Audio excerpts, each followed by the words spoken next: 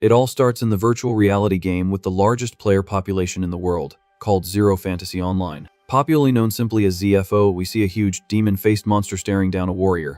This level 998 player was about to become the first person in the world to reach the game's max level. With frantic clicks of his mouse, the boy tries to keep up the pace so he doesn't miss his chance. Sweating profusely and wearing his VR headset, the young man mutters that this is impossible. We see the boy in front of his computer screen in a completely dark room, focused on the game. With wide eyes, he thinks that 200 straight hours without a break is overkill and plans to eat and sleep as soon as this is over. Sitting there in his chair, he reveals that he just wanted to accomplish something in his life. Remembering how frustrated he used to get while studying, he confesses that he wanted to master a single thing to have his name engraved in history. He also tried sports, where he could only ever get third place on the podium, disappointing himself. Completely frustrated and looking down, he laments that he was never number one in anything. At that, the boy clenches his fist tightly, showing his determination to change that fate. Back on the game screen, the knight watches the defeated monster as the young man thinks that in ZFO, things would be different. The giant monster begins to disintegrate in a great explosion of light. The game's knight maintains his imposing posture, prepared for what's to come, leaping to deliver the final blow. He believes he could become the first in the world to achieve this feat. However, reality hits him hard as the boy's body gives out, and he coughs up blood in front of the computer. Breathing heavily with a lost look in his eyes, he asks himself what the heck is happening, not wanting to believe the situation. As the monster roars on the screen, the young man curses, realizing his vision is getting completely blurry. With his vision turning red and his strength fading, he laments being so close to his great goal. The screen cruelly displays a "You have perished" message as his body lies, slumped over the computer desk. Foaming at the mouth, he realizes his game was over right when the final level up was before his very eyes. Suddenly, his vision opens to a blue sky with clouds as he lets out a groan of pain, not understanding anything. Our main character, now standing in the middle of a forest wearing peasant clothes, looks around, asking where he is. Startled, he hears a desperate scream in the background, begging for someone to stop the attack. Looking at the scene, he sees green goblins armed with axes mercilessly attacking local villagers. Another monster leaps menacingly toward the innocent victims, ready to strike. As the villagers run in desperation, telling the creatures to get away, the boy observes everything, noticing something familiar on the ground. A farmer raises his pickaxe, trying to defend himself from one of the goblins that is charging fiercely toward him. Easily dodged, the man is left vulnerable as our hero finally recognizes them as the goblins from the game ZFO. Before the creature, the system reveals it is a level 7 fire goblin, ready for battle. The poor, terrified farmer trembles in fear, being only a level 1 with no chance to fight back. Looking at his own hand, the young man realizes he can feel his body perfectly in this strange place. Clenching his fist with conviction, he finally understands that he has been reincarnated into the world of his favorite game, and begins to devise a plan of action. Focused, he speaks the command to open the holographic system status window. The panel appears, showing the name Alan at level 1 with an undefined class, which he thinks is a reasonable enough name for his new life. However, his expression darkens as he remembers he was about to reach the max level, and is now back to square one, failing once again to reach the top. His thoughts are interrupted by the villagers who scream, calling out to him as if he were a saviorous adventurer. A bald old man panics, begging the young man to hurry and save them all from this massacre. Analyzing the situation, Alan concludes that they are non-playable characters, and the fact that they recognize him as an adventurer means the rules apply here. Recalling the main story of the game, he figures this world must also follow the plot where adventurers fight against the Demon King's army. Keeping his cool, the protagonist tells them to wait a second, as he's going to set his class in this very moment of tension. The old man despairs, shouting that at level 1, he's no different from the villagers, and that it would be impossible to defeat the monster in such a suicidal way. Agreeing with the man, the boy admits that he really can't beat the creature at a basic level and wonders what he should do to turn the tables. Focused on the system options, he ponders that the level 7 enemy would be a lot of trouble for a normal class, but he already has a trick up his sleeve. Directly on the screen, he selects the artisan class, remembering that it's a strange profession focused only on creating harmless items. With wide eyes, he recalls that in the original game, this class was considered the worst possible trap for a player to fall into. However, now that the story's setting has become reality, he knows exactly what to do with his current knowledge from the modern world. Pressing the confirmation button, the boy bets that he will be able to use this profession's specific feature to his ultimate advantage. The system announces the class change as our protagonist creates a magic sphere in his hand, ready to test his skills in the field. Concentrating his energy, Alan activates the creation ability, causing blocks of light to appear around his open palm. The digital particles begin to gather quickly, shaping the structure of a complex object made of blue light. With a newly created heavy weapon in his hands, the system displays the assault rifle's data, confirming its attack power of 5 and 30 rounds of ammunition. With a smirk, he celebrates his success, realizing that the rule of creating things if you understand their structure applies perfectly to his knowledge from his past life. Recalling the sleepless nights studying hard, he finds it ironic that his effort to be the greatest mind in the world would finally be of great use. Thinking out loud, he guarantees that he understands the structure of even a military fighter jet, should he need to summon one. The villagers are shocked, not recognizing the firearm, and despair upon discovering he chose the useless artisan class right in the face of certain doom. Racking the rifle's bolt, the young man chuckles, noticing that the profession's bad reputation remains exactly the same in this fantasy world. Placing his finger on the trigger, he prepares to show them that they are all very mistaken about his potential. Firing a lethal burst at the monsters, Alan demonstrates in practice the true destructive power of his modern knowledge. Keeping a steady aim, our hero unloads the bullets without hesitating for a single second, eliminating the danger. The brutal impact sends the goblin's head flying, with green goo spraying everywhere as the farmers watch the scene, jaws dropped. After lowering the weapon, smoke comes out of the barrel, showing the absolute lethality of the strange equipment.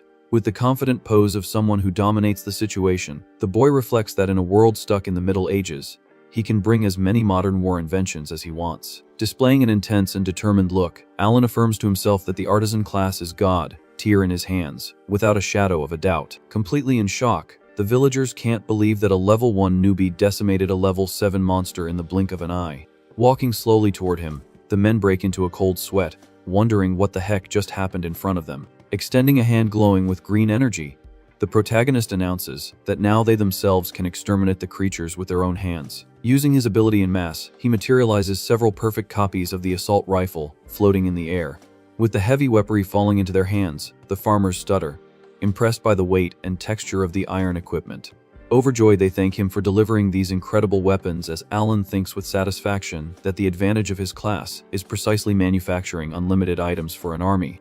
However, one of the men in a blue bandana, sweating with worry, questions what would happen if they accidentally hit an ally in the middle of the widespread confusion. Resting the rifle on his shoulder in a cool manner, the young man reassures the group, revealing that he put a restriction on the weapons, so they only cause damage to the forest monsters. Wanting to prove he's telling the pure truth, he points the weapon directly at the villager with the bandana and fires without a hint of mercy.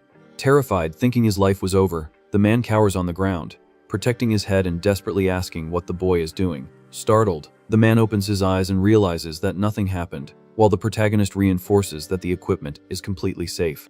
Furious about the previous massacre, the villagers unload the weapons on the goblins, screaming that this is payback for everything and telling them to drop dead. The precise shots tear through the creatures' green bodies, sending goo flying all over the forest. In silence, the boy analyzes the effectiveness of his creation in practice, observing the slaughter with tranquility. Just then, the system announces that he has leveled up to level 2, surprising the young man for advancing so quickly just by providing weapons to 2 people.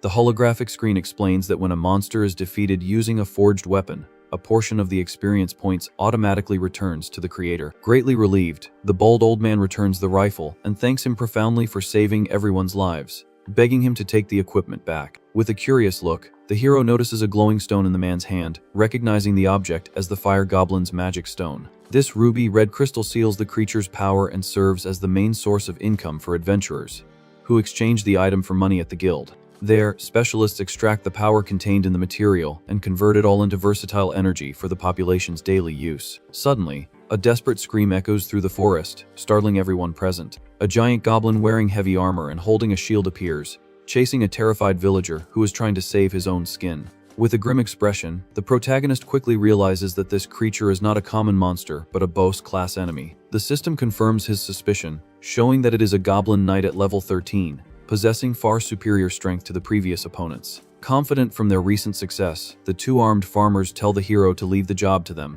as they now possess invincible weapons. The relentless shots from the rifles collide violently against the giant monster's shield and armor. However, the armored creature cracks a macabre smile, revealing that the attacks don't even leave a scratch on its resistant hide. Shocked by the ineffectiveness of the weapons, the men retreat, realizing that their previous tactic has failed miserably. After analyzing the crisis, the young man concludes that the situation has gotten ugly, as at his current level, it would be very difficult to manufacture a weapon capable of taking down that wall. Without wasting time, the Green Knight charges forward with fury, ready to crush the intruders with its stone club. Terrified by the brutal charge, the farmers scream for the boy to run away immediately, or he'll end up getting taken out. Despite facing his demise, he stares at the ruby magic stone in his hand, remembering that the creation ability also works to fix broken items. As the enemy raises its heavy weapon for the final blow, our hero formulates a new combat theory. With an agile dodge of the attack that shatters the ground, he reasons that if he can create, he should also be able to consume objects as forging material. Excited by the idea, he decides to test the theory in practice, activating his ability and fusing the monster stone into the blue light. The digital particles quickly take the form of a heavy rocket launcher in his hands. The holographic panel confirms his success, displaying a massive attack power of 525 with only one shot available. As he rests the weapon on his shoulder, he understands that using the magic core as a base material grants a devastating special effect to the equipment. Focused on the target, the protagonist explains that he limited the ammo capacity to a single shot to maximize the explosive damage. Without hesitation, he presses the trigger, and a brilliant projectile cuts through the air at high speed, heading straight for the armored knight's chest. Surprised by the projectile's speed, the giant monster barely has time to react before the missile hits its guard. A colossal explosion engulfs the creature, raising a curtain of smoke and fire as the system announces 2 consecutive level ups. Satisfied with the damage, he checks his status, noting that he reached level 4 all at once thanks to that intense combat. In the middle of the smoking crater rests only the red magic stone, confirming that taking down a higher level boss alone yields quite an achievement. Completely dumbfounded, the villagers can't believe that an artisan's weapon defeated such a large monster with a single blow, as they were supposed to be extremely weak. Reflecting on the mechanics, the boy realizes that equipment made with crystals breaks after the energy runs out, requiring him to alternate between normal and magic creation depending on the battle. Curious about such skill, the villagers question if he belongs to some famous warrior clan to possess such an absurd power. With his gaze turned to the blue sky, the young man denies the rumor, stating casually that he's just a regular newbie in these lands. At that exact moment, under the sunlight, the legend of the one true artisan began to spread throughout that vast, unknown world. As the only being capable of going head to head with the forces of darkness, he would be the key to ending the long and bloody war against the Demon King's army. With a glowing cube of light in his hand, our hero prepares for future challenges, using all the technological knowledge from his past life. After collecting the reward from the scorched ground, he confirms that he has now perfectly understood the fundamental mechanics of his underestimated profession. To achieve his goals, he plans to use this valuable gem to level up as efficiently and quickly as possible. Despite his immense potential, the boy himself still has no idea how monstrous his ability to alter the balance of this world is. Determined to fix his past mistake, he swears that this time he will be the first warrior to reach the maximum level as he faces a gigantic stone golem in the middle of the mountains. Thanks to reaching level 13, the young man unloads his pistol at the enemy, revealing that he went to that inhospitable place just to test his new forging capabilities. Before the enormous creature, the panel indicates it's a level 20 stone golem, surprising the artisan who didn't expect to find such a colossal beast. In a quick switch to the assault rifle, he fires a continuous shower of bullets at the stony target. The violent impacts shatter the creature's surface layer, chipping off small pieces of its rigid body. However, the smoke soon dissipates, showing that the wounded rock quickly rebuilds itself, healing any damage suffered in the attack. Completely intact, the monster raises its massive arms and emits a threatening sound, demonstrating its unshakable vitality. Faced with this opponent's passive ability, the hero notes that besides its formidable defense, the creature also has continuous regeneration. With the gleaming rifle in hand, he laments that although he has maximized his raw firepower, purely physical attacks are not enough to overcome this barrier. Considering the situation perfect for a practical test, the boy smiles excitedly, deciding to try a new enhancement function on his equipment. Through his peculiar energy, he materializes a mechanical component with an empty space in the middle, glowing in a vibrant blue hue. This mysterious piece turns out to be a slot adapter designed specifically to modify the artisan's base weaponry. Quickly, the device fuses to the side of the assault rifle, creating an extra compartment ready to be filled with some powerful material. Through quick reasoning, he deduces that inserting an elemental gem into this new space will directly attach its magical properties to the common bullets. Visualizing the virtual holographic inventory, our protagonist plans to elevate his weapon's destructive power to a completely different level. With a simple hand movement, he accesses the digital storage, pulling the desired item into the real world. The orange crystal falls gently into his palm, being the magic stone from the golem he had saved during his journey. Without hesitation, he presses the raw stone directly into the rifle's compartment, forcing the gear to fit perfectly. Immediately, the magic core begins to pulse with intense energy, powering the entire structure of the firearm. With a focused and deadly look, the boy prepares to test the true capability of his new invention on the battlefield. The status window glows, confirming that the piercing effect has been successfully added, imbuing the ammunition with the power to completely ignore the target's physical defense. Satisfied with the genius of the mechanic, he celebrates the achievement, knowing that the penetrating ability is the mortal weakness of that rocky enemy. Oblivious to the imminent danger, the stone giant beats its own chest and roars fiercely, challenging the small human to a direct confrontation. With his sights firmly locked on the monster's chest, the artisan returns the provocation, wanting to see if the creature can take the hit this time. With a firm, merciless squeeze of the trigger, a burst of luminous projectiles tears through the air at high speed, heading towards the massive rock. The continuous impact of the piercing bullets goes through the golem's natural armor, shattering its entire body into hundreds of pieces of rubble. Attentive to the destruction with surgical precision, the hero ensures that the monster has no chance to regenerate its lost limbs. The creature's vital core cracks under the pressure of the relentless attack, decreeing the absolute end of that living wall. A thunderous explosion raises a cloud of dust and pebbles, turning the terrible enemy into mere gravel scattered on the sandy ground. During a slow walk through the dusty crater, the panel beeps, informing him that he has reached level 14 as he mutters that the practical test was an absolute success. While inspecting the smoking barrel of the rifle, the young man sighs in relief upon confirming that using the recreation ability only on the extra slot preserves the weapon's durability, preventing it from breaking after using magic. After another combat in the forest, the protagonist bends down to collect the reward left by the defeated monster, keeping his weapon firmly in hand. A system notification suddenly appears, displaying his advancement to level 15, surprising the boy with the speed of his progress. The holographic panel informs him that the peasants have repelled a horde of orcs, making the hero note that they are putting the forged weapons to good use. Over the past few days, he has traveled through several farming villages, distributing rifles to ensure the residents' safety and gain experience points completely passively. Satisfied with this brilliant strategy, he walks calmly, absolutely certain that choosing the artisan class was the best possible decision. Far away, at the majestic main headquarters of the Adventurers Guild, the mood among the top brass is one of pure shock. Gathered before a crystal ball, the evaluators are flabbergasted by the record of an adventurer who has been leveling up at an explosive rate in recent days. A man in glasses questions if there isn't some error in the system, finding it impossible for someone to jump from level 4 to 15 in just 4 days. Focusing on the projected screen, they read the name Alan at level 15, stating they have never heard of this individual before. One of the female evaluators points desperately to the artisan class, stressing that there is no way a trash profession could level up so fast. Intrigued by the mystery, the man in glasses decides to project the record of the boy's most recent battle directly onto the magic crystal for all to see. The holographic image displays the protagonist facing the gigantic stone golem, leaving everyone confused as to why he is using purely physical attacks. As they observe the assault rifle firing lights, the guild members wonder what kind of bizarre weaponry that is in the newbie's hands. One of the men, sweating bullets, comments that he has never seen anything like it, lamenting that the monster with absolute defense is being treated so humiliatingly. As the stone beast is shattered in the projection, they come to the conclusion that this firepower is on a completely different level from their known reality. Analyzing the damage, the experts calculate that his actual level might be 15, but his firepower is easily equivalent to a level 50 adventurer. This breaks all established rules, as weapons created by artisans should be considerably weaker than conventional ones. The evaluator confesses he doesn't understand the logic behind it all, admitting that this man is in a completely unique category.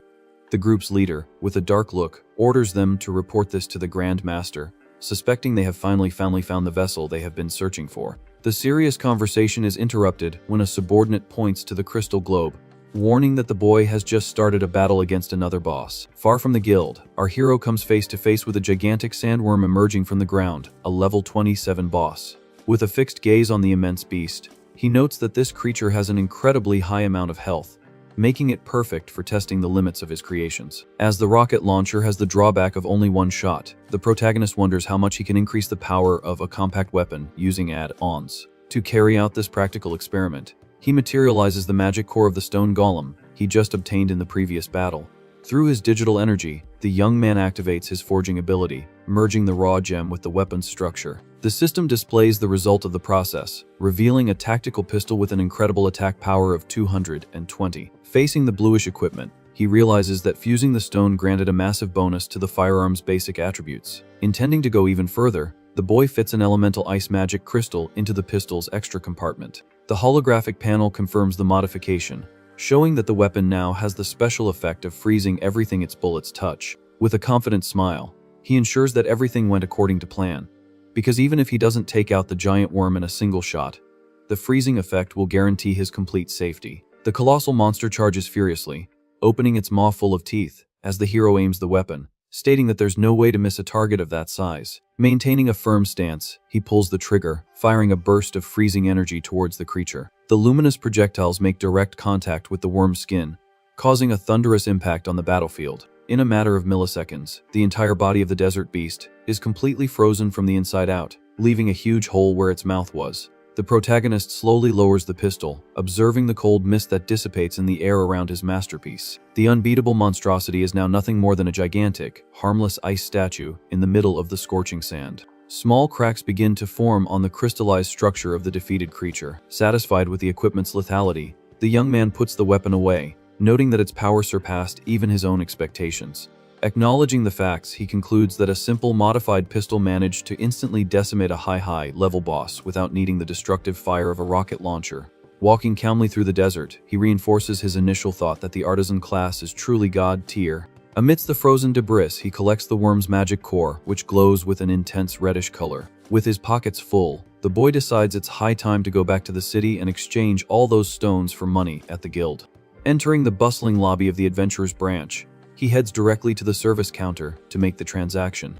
Dumping an absurd mountain of rare gems on the table, he leaves the receptionist speechless, and she asks for the client's name to process that unbelievable amount. With a serene expression, the boy simply replies that his name is Alan, awaiting payment. Upon hearing the adventurer's name, the girl's eyes widen, and she starts to sweat, realizing who he was. Visibly nervous, she stutters, asking him to wait just a moment, and runs to the back of the establishment. Alone at the counter, the hero is left clueless about that sudden and suspicious behavior. Suddenly, heavy metallic footsteps begin to echo through the hall, drawing the attention of everyone present. Feeling the atmosphere grow heavy, the protagonist glances out of the corner of his eye, wondering what the heck is going on. An entire squad of heavily armed elite guards surrounds the young man, blocking any escape route. The guard captain, wearing heavy armor, confirms the boy's identity, warning him that he is under strong suspicion by the organization.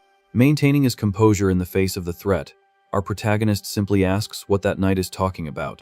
Without giving any explanation, the guards activate chains of magic light that instantly bind the artisan's arms and torso. The officer declares authoritatively that from that moment on, he is being escorted directly to the guild's main headquarters, drawing a sigh of frustration from the young man. Moments later, in the luxurious premises of the central headquarters, the chained boy is thrown into the middle of a huge meeting room. The guard leader snaps his fingers, and the energy restraints dissolve, allowing the prisoner to finally move. Sitting at the head of the table, a man with a goatee apologizes for the aggressive approach, revealing that he was very curious about the absurd speed at which the newbie was leveling up. With his hands crossed and a mysterious smile, the man in the suit states that he needed to talk to him anyway, no matter the cost. Rubbing his wrists, which were sore from the containment magic, the hero returns the courtesy, asking bluntly what these higher-ups want with him. A suited man with glasses slams the table, demanding that the boy reveal all the secret details of that strange weapon called a firearm. Maintaining an unshakable posture, the protagonist retorts that they wouldn't understand even if he explained, as it's a collection of technology that simply doesn't exist in this world. Bothered by the newbie's arrogance, another evaluator with a mocking smile comments that he talks big for a mere trash artisan. Trying to wound the young man's pride, the smug fellow implies that the so-called weapon must not be anything special for him to want to hide the secret. With a sharp gaze, our hero immediately realizes that the intention of that cheap insult is just to provoke him into spilling valuable information. Determined to shut the suits up, the boy raises his right hand, activating his forging ability and generating a bluish light that illuminates the entire room. Materializing a mass-produced assault rifle, he throws the equipment on the table, telling the arrogant evaluator to examine the item as much as he wants. The system displays a base attack power of 50 as the young man informs them that he's gifting them the exact same weapon he provided to the old folks at the farm. Completely shocked, the members of the board realize that an attack power of 50 is equivalent to an elite knight and panic when they notice it can fire 30 times in a row. Turning his back to the table, the protagonist states that the conversation is over and walks towards the exit of the meeting room. Without looking back, he says his goodbyes, asking to be excused as his great goal is to be the first in the world to reach level 999, and he has no time to waste. At that exact moment, the man with the goatee stands up abruptly from his chair, slamming his hands on the table, and telling the boy to wait. With an extremely serious look, the suited man questions if this absurd ambition means that his final objective is to defeat the Demon King. Stopping in his tracks, the hero casually agrees, arguing that he heard from the farmers that the situation is terrible because of the Army of Darkness and he plans to help. Adjusting his glasses with a grim expression, the guild leader confirms the story, revealing that all of humanity is facing an unprecedented crisis at the hands of that brutal army. Through a projection of a destroyed city, the suited man reports that an entire metropolis recently fell to the enemy army, while the boy assures them he will solve these problems eventually. After standing up in a relaxed manner, our protagonist advises them to schedule an appointment the next time they want to talk. As he walks towards the exit, escorted by the guards, he hears the leader ask him to wait, as there is one more pending matter.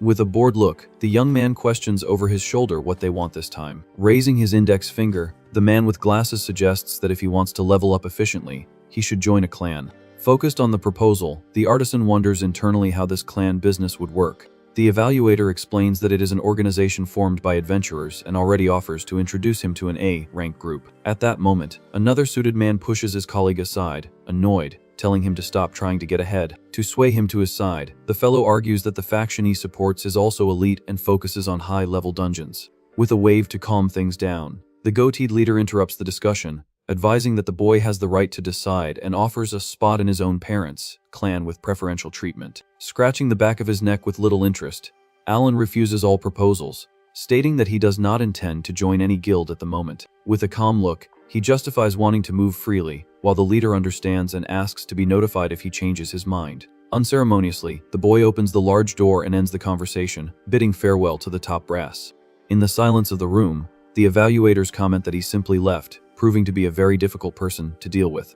Staring intently at the assault rifle left on the table, one of them wonders how that weapon works, certain that it's not something a level 15 artisan could manufacture. With a serious expression, the man with glasses proposes to summon the best artisans and blacksmiths in the country to analyze the equipment in detail. Changing scenes, we see the entrance of a huge rocky cave crowded with gathered adventurers. This is the famous Wolf Mine dungeon, with its portal shining in a mystical blue hue. During his calm walk through the place, the protagonist notes that even in this world, the entrances to instance dungeons are super busy. Approached by a stranger, he receives a friendly invitation to join a group that needs one more member. However, upon checking the hero's status, the man's eyes widen in astonishment that he is only level 15. Sweating profusely, the man turns his back on the spot and runs off, apologizing and telling him to forget the invitation. Faced with this rejection, the young man sighs in frustration, as adventurers think it's crazy for someone of a low level to try their luck in a place recommended for level 25. With a confident smile, he thinks that he would never have come to a weak area like this if it weren't for the level difference modifier. The system details that in this world, facing enemies 10 levels above your own applies a massive experience bonus, making it the fastest way to level up. In the middle of his walk, a sharp scream of despair catches the boy's attention. Looking to the side, he sees a group of thugs surrounding a blonde girl, telling her not to be so reluctant. The leader of the gang is the swordsman Lucas, level 65, who is harassing the priestess Emma, level 20, forcing her to join his team. From a distance, the other adventurers whisper that the guy is forcing another woman to accompany him. But no one has the courage to intervene because of his strength. Licking his lips in a disgusting way, the swordsman intimidates everyone in the place, as his reputation for attacking innocents without hesitation wards off any hero trying to play the savior. Cowering in fear, the priestess begs to be left alone, justifying that she just wants to play with people of her own level without being carried on someone's back. Spreading his arms, the bully leader tries to seduce her, saying that leveling up easily like this is an irresistible offer. With a sadistic smile alongside his henchman, he implies that the experience will also be very good for them, in a completely harassing tone. Suddenly, a bluish light appears on the ground right in the middle of the thug's circle, catching everyone's attention. The energy condenses, forming a solid, shining bronze structure that sprouts from the earth. Realizing the imminent threat, the swordsman's eyes widen in complete shock. A gigantic statue of a hand giving the middle finger hits the bully squarely, making him fall hard to the ground while his cronies panic. Ignoring the frightened girl, the protagonist walks calmly, apologizing and claiming that this spell is very difficult to control. With his usual bored face, he boldly states that his forge just accidentally failed. Lying on the ground, trembling with anger, the gang leader stutters, not believing the excuse of a magical failure. Acting like a madman, the brute grabs the boy's shirt, threatening to take him out and asking if he has any idea who he's messing with. Pulling the priestess behind him, the hero tells the guy to calm down, explaining that he just wanted to test his long-distance forging, but ended up slipping right where an idiot was standing. Seething with hatred, the swordsman frowns, not accepting being humiliated like that in front of everyone. With a colossal sword in hand, he points the weapon at the newbie, telling him to stop talking nonsense, because he doesn't believe this story about slipping. However, upon facing the opponent up close, the bully analyzes the floating status and notes with wonder that the insolent brat is only at level 15. Thinking he is facing a harmless insect, the brute bursts into laughter with his henchman, mocking the boy's courage to pick a fight while being so weak. With the sword on his shoulder, the bully backs down, stating that he would become a joke if he took out such trash, ensuring that he will make an exception and let him live. Without wasting time, the protagonist turns his back and leaves, taking the girl with him while ironically thanking him for his mercy. Side by side, the relieved priestess thanks him for being saved, believing her fate would have been terrible without his help. But the young man confesses that his intention was not to play the hero. Bothered by being ignored, the swordsman shouts from a distance, warning that the conversation was not over yet. With a dark expression, the villain makes it clear that he promised not to take him out. But that doesn't mean he would get away with that affront. Glancing out of the corner of his eye, the artisan questions what the thug's proposal would be to solve the problem. Pointing towards the luminous portal, the guy suggests settling their differences through a friendly competition. Excited, the brute shouts, proposing a race to see who can clear the dungeon faster. Faced with the absurd proposal, the young man understands that it will be a race against time against a level 65 guy, betting that if he loses, his face will be disfigured from all the beatings. Worried about the injustice, the blonde girl tries to argue that this is totally unfair due to the huge difference in strength between the two. Amidst a murderous aura and a sick smile, the bully licks his fingers, suggesting that she offer herself as a prize if he is victorious. Trembling with dread, the priestess sweats, fearing the worst. Breaking the tense atmosphere, our protagonist calmly accepts the challenge, leaving the girl in shock while he thinks about what he will ask for in return. With his eyes closed and an ironic smile, he decides to let it go, saying that he doesn't care about receiving any reward from that trash. Convinced of his absolute superiority, the swordsman scoffs, justifying that there isn't even a 1 in a million chance of the newbie winning this dispute. With his hand in his hair, the boy interrupts the cheap speech, revealing his real intentions. Under a threatening gaze, the hero scoffs, saying that even if he won against a small fry like him, the reward wouldn't be worth much anyway. After hearing the insult, the brute grinds his teeth, feeling the veins on his forehead pop with pure anger. Trembling with fury, the bully snarls that he understood perfectly that the artisan is just an arrogant idiot who doesn't know his place. Back at the wolf mine portal, everyone prepares to start the dangerous clash. With her staff held firmly, the blonde girl tries to warn the protagonist that it is very risky for him to enter a place recommended for level 25 while being so weak. Ignoring the danger, the boy says it's no problem at all, as his goal from the beginning was to hunt and level up inside that cave. Already positioned at the entrance with his gang, the swordsman questions mockingly if the loser plans to challenge the place playing alone. Full of himself, the villain suggests he recruit some members, as the place is full of losers who would form the perfect team for him. Without losing his cool, the young man retorts the provocation, feigning surprise that a level 65 tough guy needs a pos to clear the dungeon. His pride wounded, the thug grinds his teeth, almost attacking the boy right there. With his back to the enemy, our protagonist tells him to do whatever he wants, as he doesn't give a darn if the coward travels in a pack.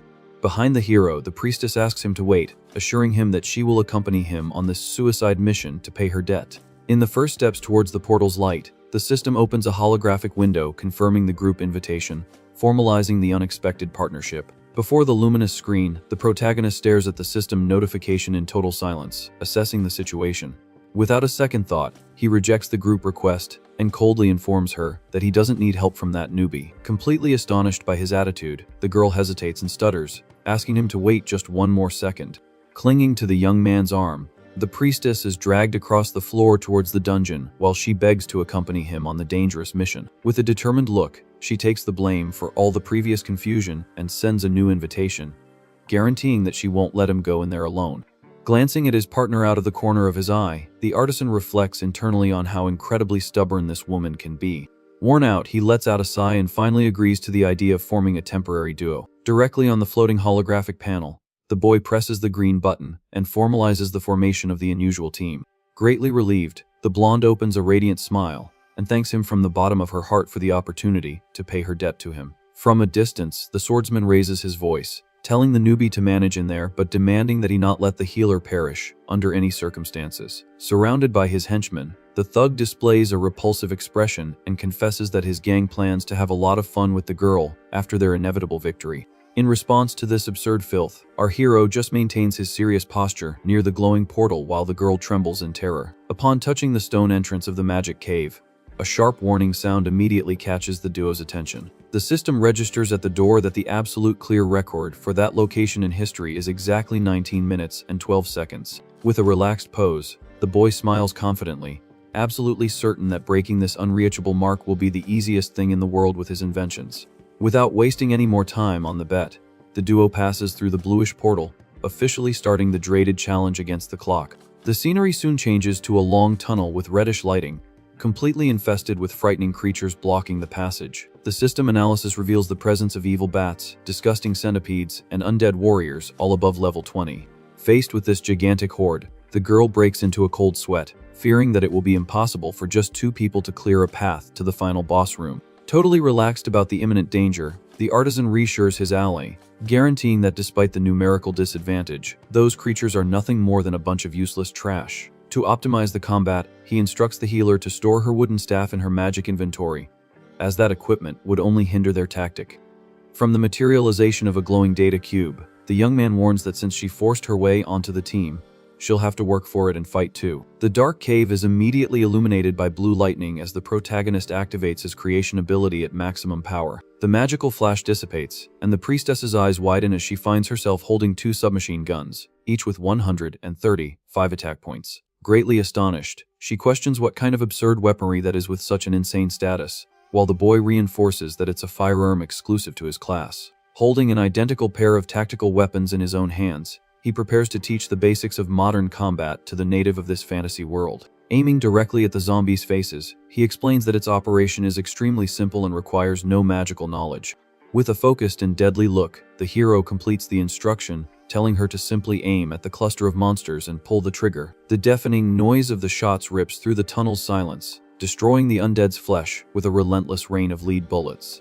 Fascinated by the lethality of the newly forged toy, the blonde praises the damage and soon receives the order from her impatient partner to start shooting as well. With no motor control whatsoever, the girl desperately pulls the triggers, firing blind bursts of energy to all corners of the hallway chaotically.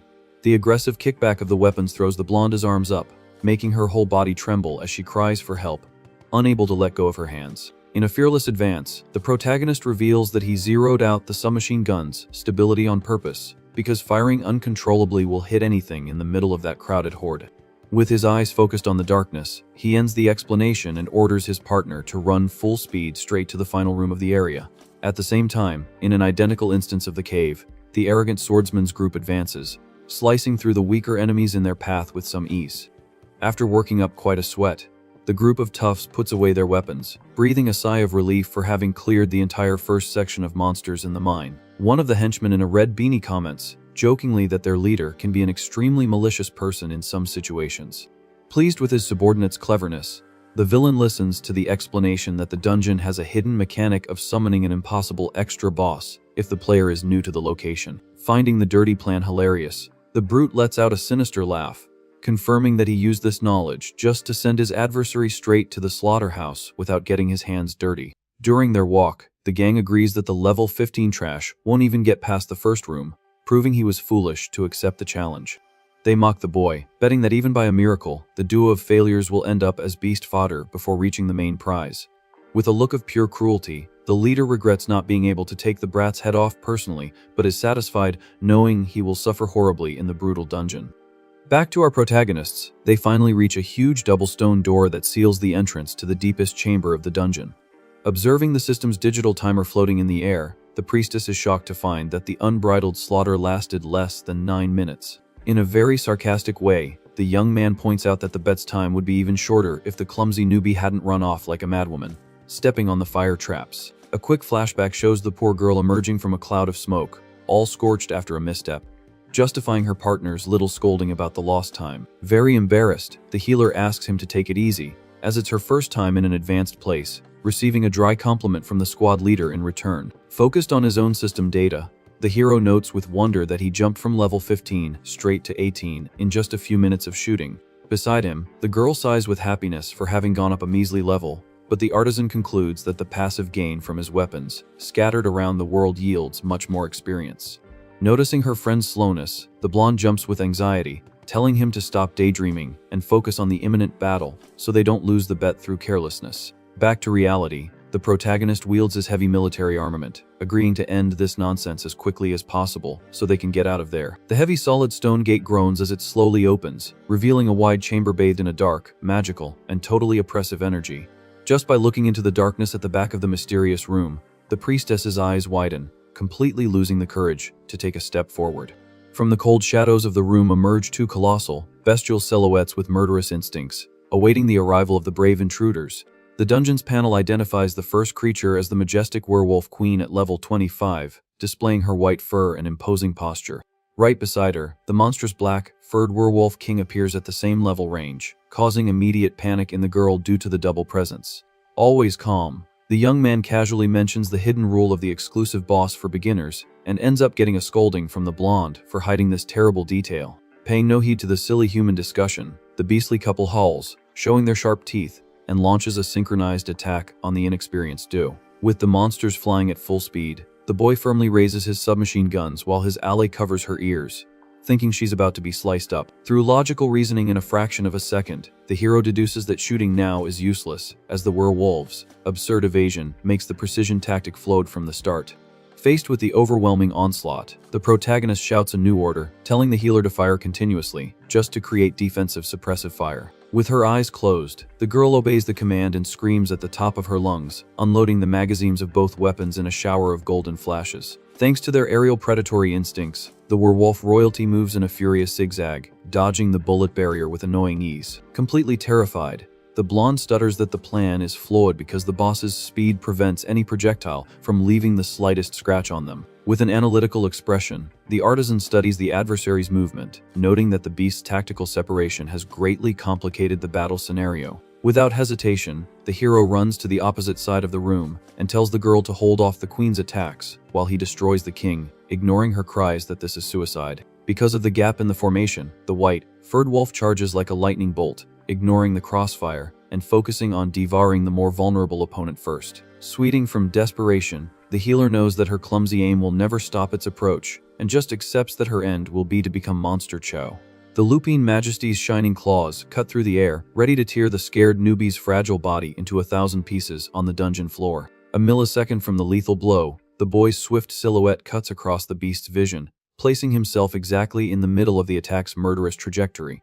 Behind the terrified partner's scream of terror, the protagonist's face lights up with a devilish and fully calculated smile in the gloom of the place. Instead of tearing flesh, the beast's frontal impact collides violently against an unexpected barrier, drawing a loud howl of pain from the queen. Enveloped in blocks of bright blue energy, the genius of modern creations internally celebrates the success of the bait, having predicted the ambush with absolute precision. Stunned by the hard hit against the invisible wall, the wolf limps back, disoriented, while the priestess remains huddled on the floor, fearing she could perish at any moment. With his body floating in pure power, the Master Forger pronounces the supreme command of his divine ability, already starting the assembly of the ultimate deadly trap. Advancing blindly, the werewolf queen steps right into the center of a luminous magic circle hidden on the floor. In the same instant, a bluish energy erupts from the trap, paralyzing the wild beast's body.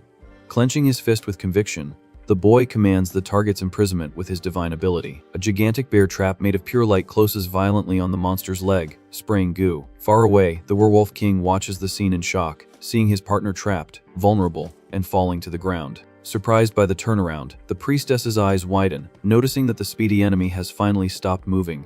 With a confident smile, the hero reminds her that he had already warned her, he just needed a little time to act. Amazed by the tactic, the blonde confesses she had no idea the artisan class could be used in such an ingenious way. Recalling the incident at the cave entrance, the protagonist thinks with relief that it was a great idea to have tested the long-distance forge on that group of bullies.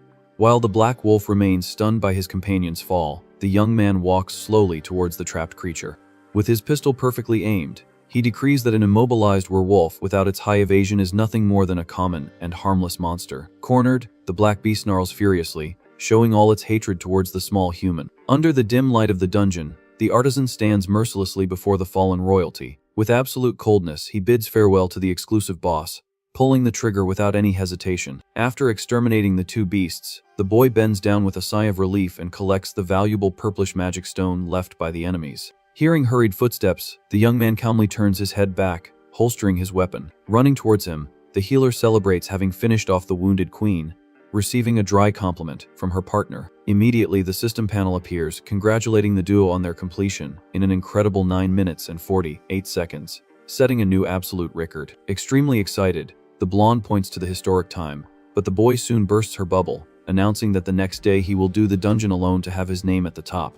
Isolated. Declaring the mission over, the hero walks towards the blue exit portal, followed closely by the girl. Outside the wolf cave, the priestess breathes a sigh of relief and thanks him immensely for all the help. When she tries to return the heavy weaponry, the protagonist kindly refuses, allowing her to keep the equipment for self-defense. Nearby, two adventurers watch the duo leave and comment confusedly that only 10 minutes have passed, questioning if they gave up halfway. Amused by the situation, one of the guys deduces that the newbie quietly slipped away while the bully's squad wasn't looking. Without changing his expression, the artisan faces the curious onlookers and informs them that no one ran away, as they just cleared the entire dungeon. The two burst out laughing, asking him to stop with those obvious lies, assuring him they won't snitch on his escape to the swordsman. Maintaining his composure, the young man just points to the stone pillar and suggests they check the record crystal to see the new mark. With bored faces, the men grumble that this joke about breaking the absolute record is not funny at all. They argue that the newbie doesn't even meet the area's recommended level, and judge it impossible for a trash class to perform such a feat. Mocking the situation, one of the adventurers confidently walks to the record pillar, stating that he will prove the farce on the spot. Upon glancing at the illuminated screen, the man's face completely loses its color in a deep and silent shock. The display flaunts the time of 9 minutes, followed by the names of Alan and Emma, confirming the surreal event. Trembling from head to toe, the guy falls sitting on the dirt ground while his friend questions how the heck that happened. With his hands glowing with intense blue energy, the protagonist decides to give a small hint on how he accomplished the feat.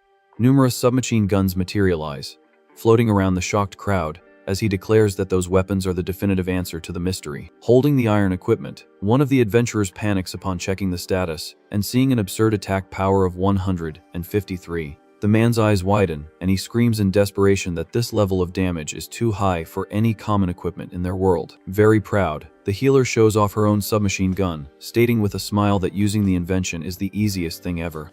She naively explains that you just have to aim in the enemy's direction and pull the trigger non-stop. As she boasts, the guy's mental reality displays the image of her firing in panic, uncontrollably, leaving everyone terrified by the lethal demonstration. Staring at the boy as if he were a god of war, the adventurer asks, haunted, who this prodigy is after all. Without giving an explanation, the hero just turns his back, ignoring the man's insistent calls. Immediately, the crowd goes into an absolute frenzy, pushing each other to try to borrow those formidable weapons. Observing the widespread confusion, the artisan concludes that staying there is a pure waste of time and calls his partner to leave. As the duo moves away from the mess, on the horizon, a mysterious woman watches the young man from afar in the middle of the crowd.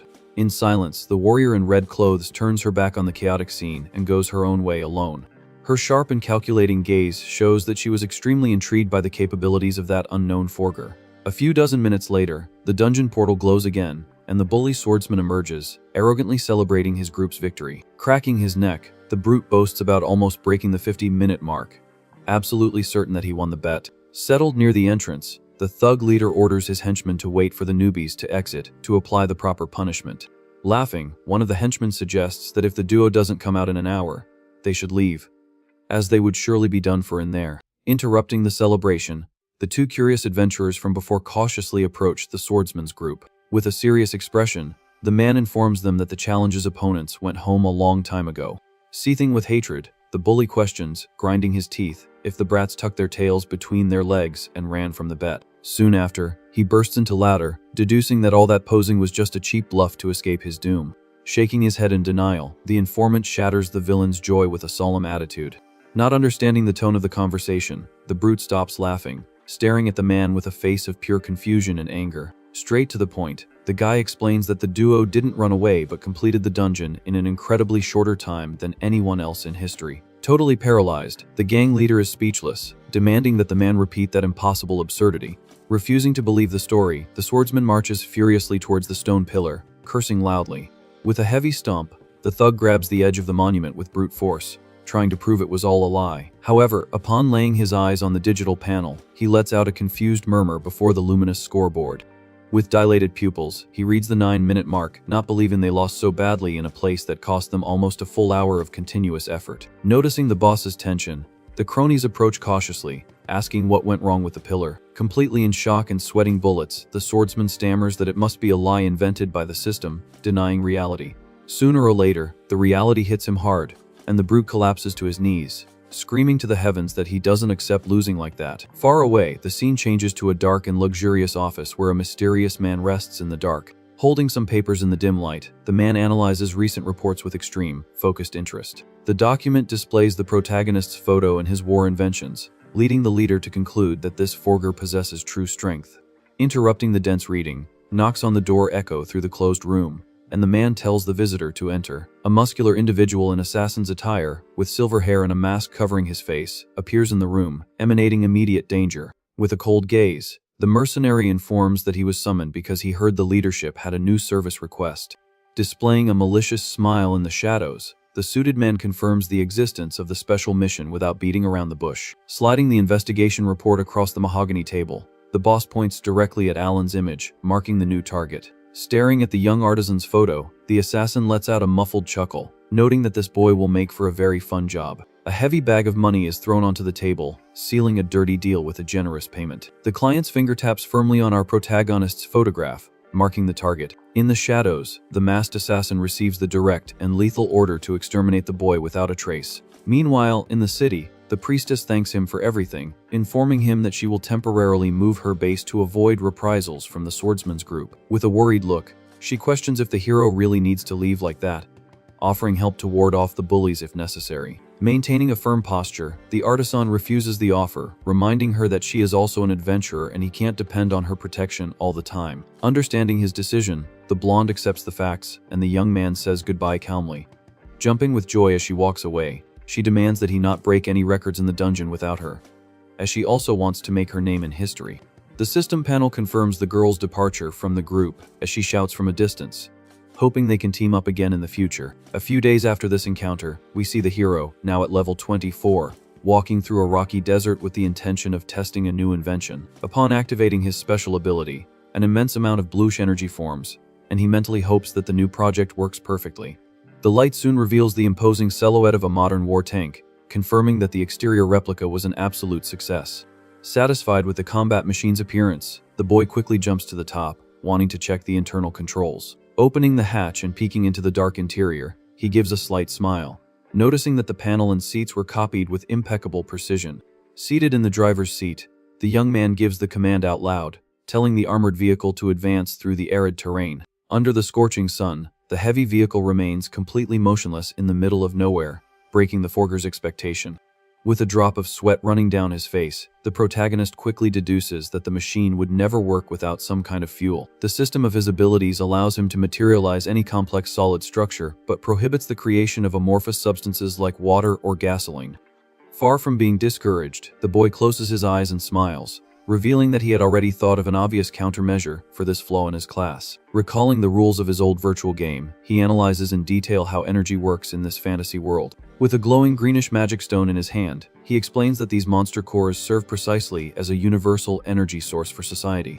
In a swift movement, the hero fits the crystal directly into the tank's ignition panel, which begins to pulse with an intense glow. Quite focused, he bets all his chips on the theory that his modern inventions can also be powered by this raw magic. Immediately, the heavy engine roars, making the giant gears turn and kick up a lot of dust from the dry ground. The colossal war tank comes to life and begins to advance, tearing through the rocky terrain with its metal tracks. Excited by the machinery's vibration, the young man celebrates the success of the practical test, thinking he had solved the problem for good. However, a strange sound of failure echoes through the desert, and the armored vehicle abruptly stops its movement midway. Looking at the ignition panel, the artisan is startled to see the valuable green stone shatter into dozens of powerless pieces. Trembling with frustration, he grumbles in disbelief, as the machine consumed all the crystal's magical power in just a fraction of a second.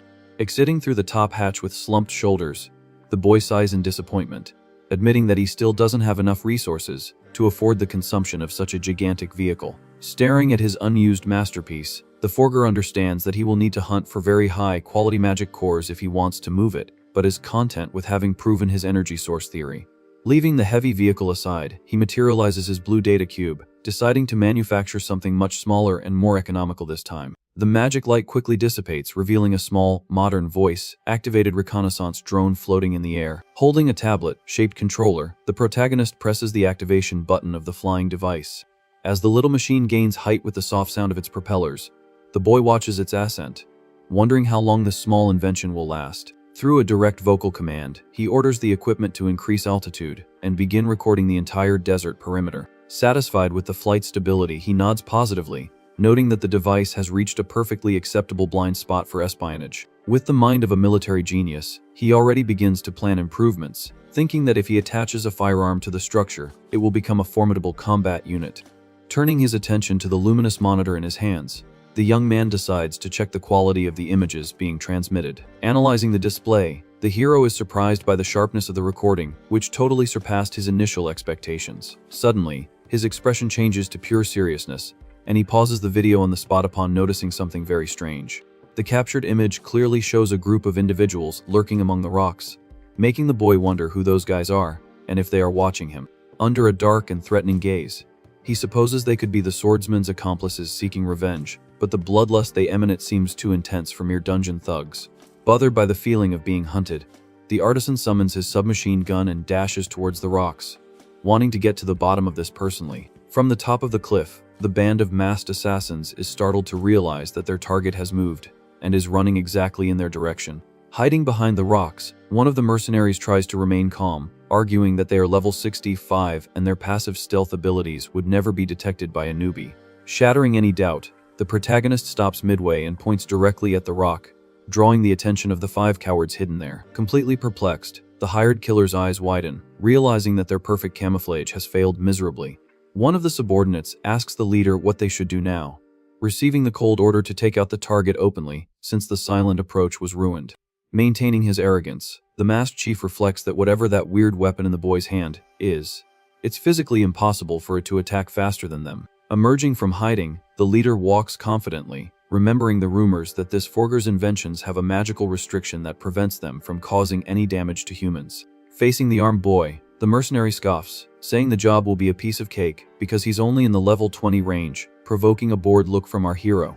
Despite his blind confidence, the platinum-haired killer warns his henchmen not to let their guard down, because if someone hired an assassination for a low-level guy, it's because he's hiding something dangerous. Tired of games, the artisan demands that everyone come out from behind the rocks, stating that he hates playing hide and seek in the middle of the desert. Slowly emerging from the shadows, the group's leader enters the boy's field of vision in a sarcastic tone, admitting that they were caught and are just a bunch of cowards. In a few seconds, the complete squad of 5 elite assassins lines up before the lone young man, forming a deadly barrier.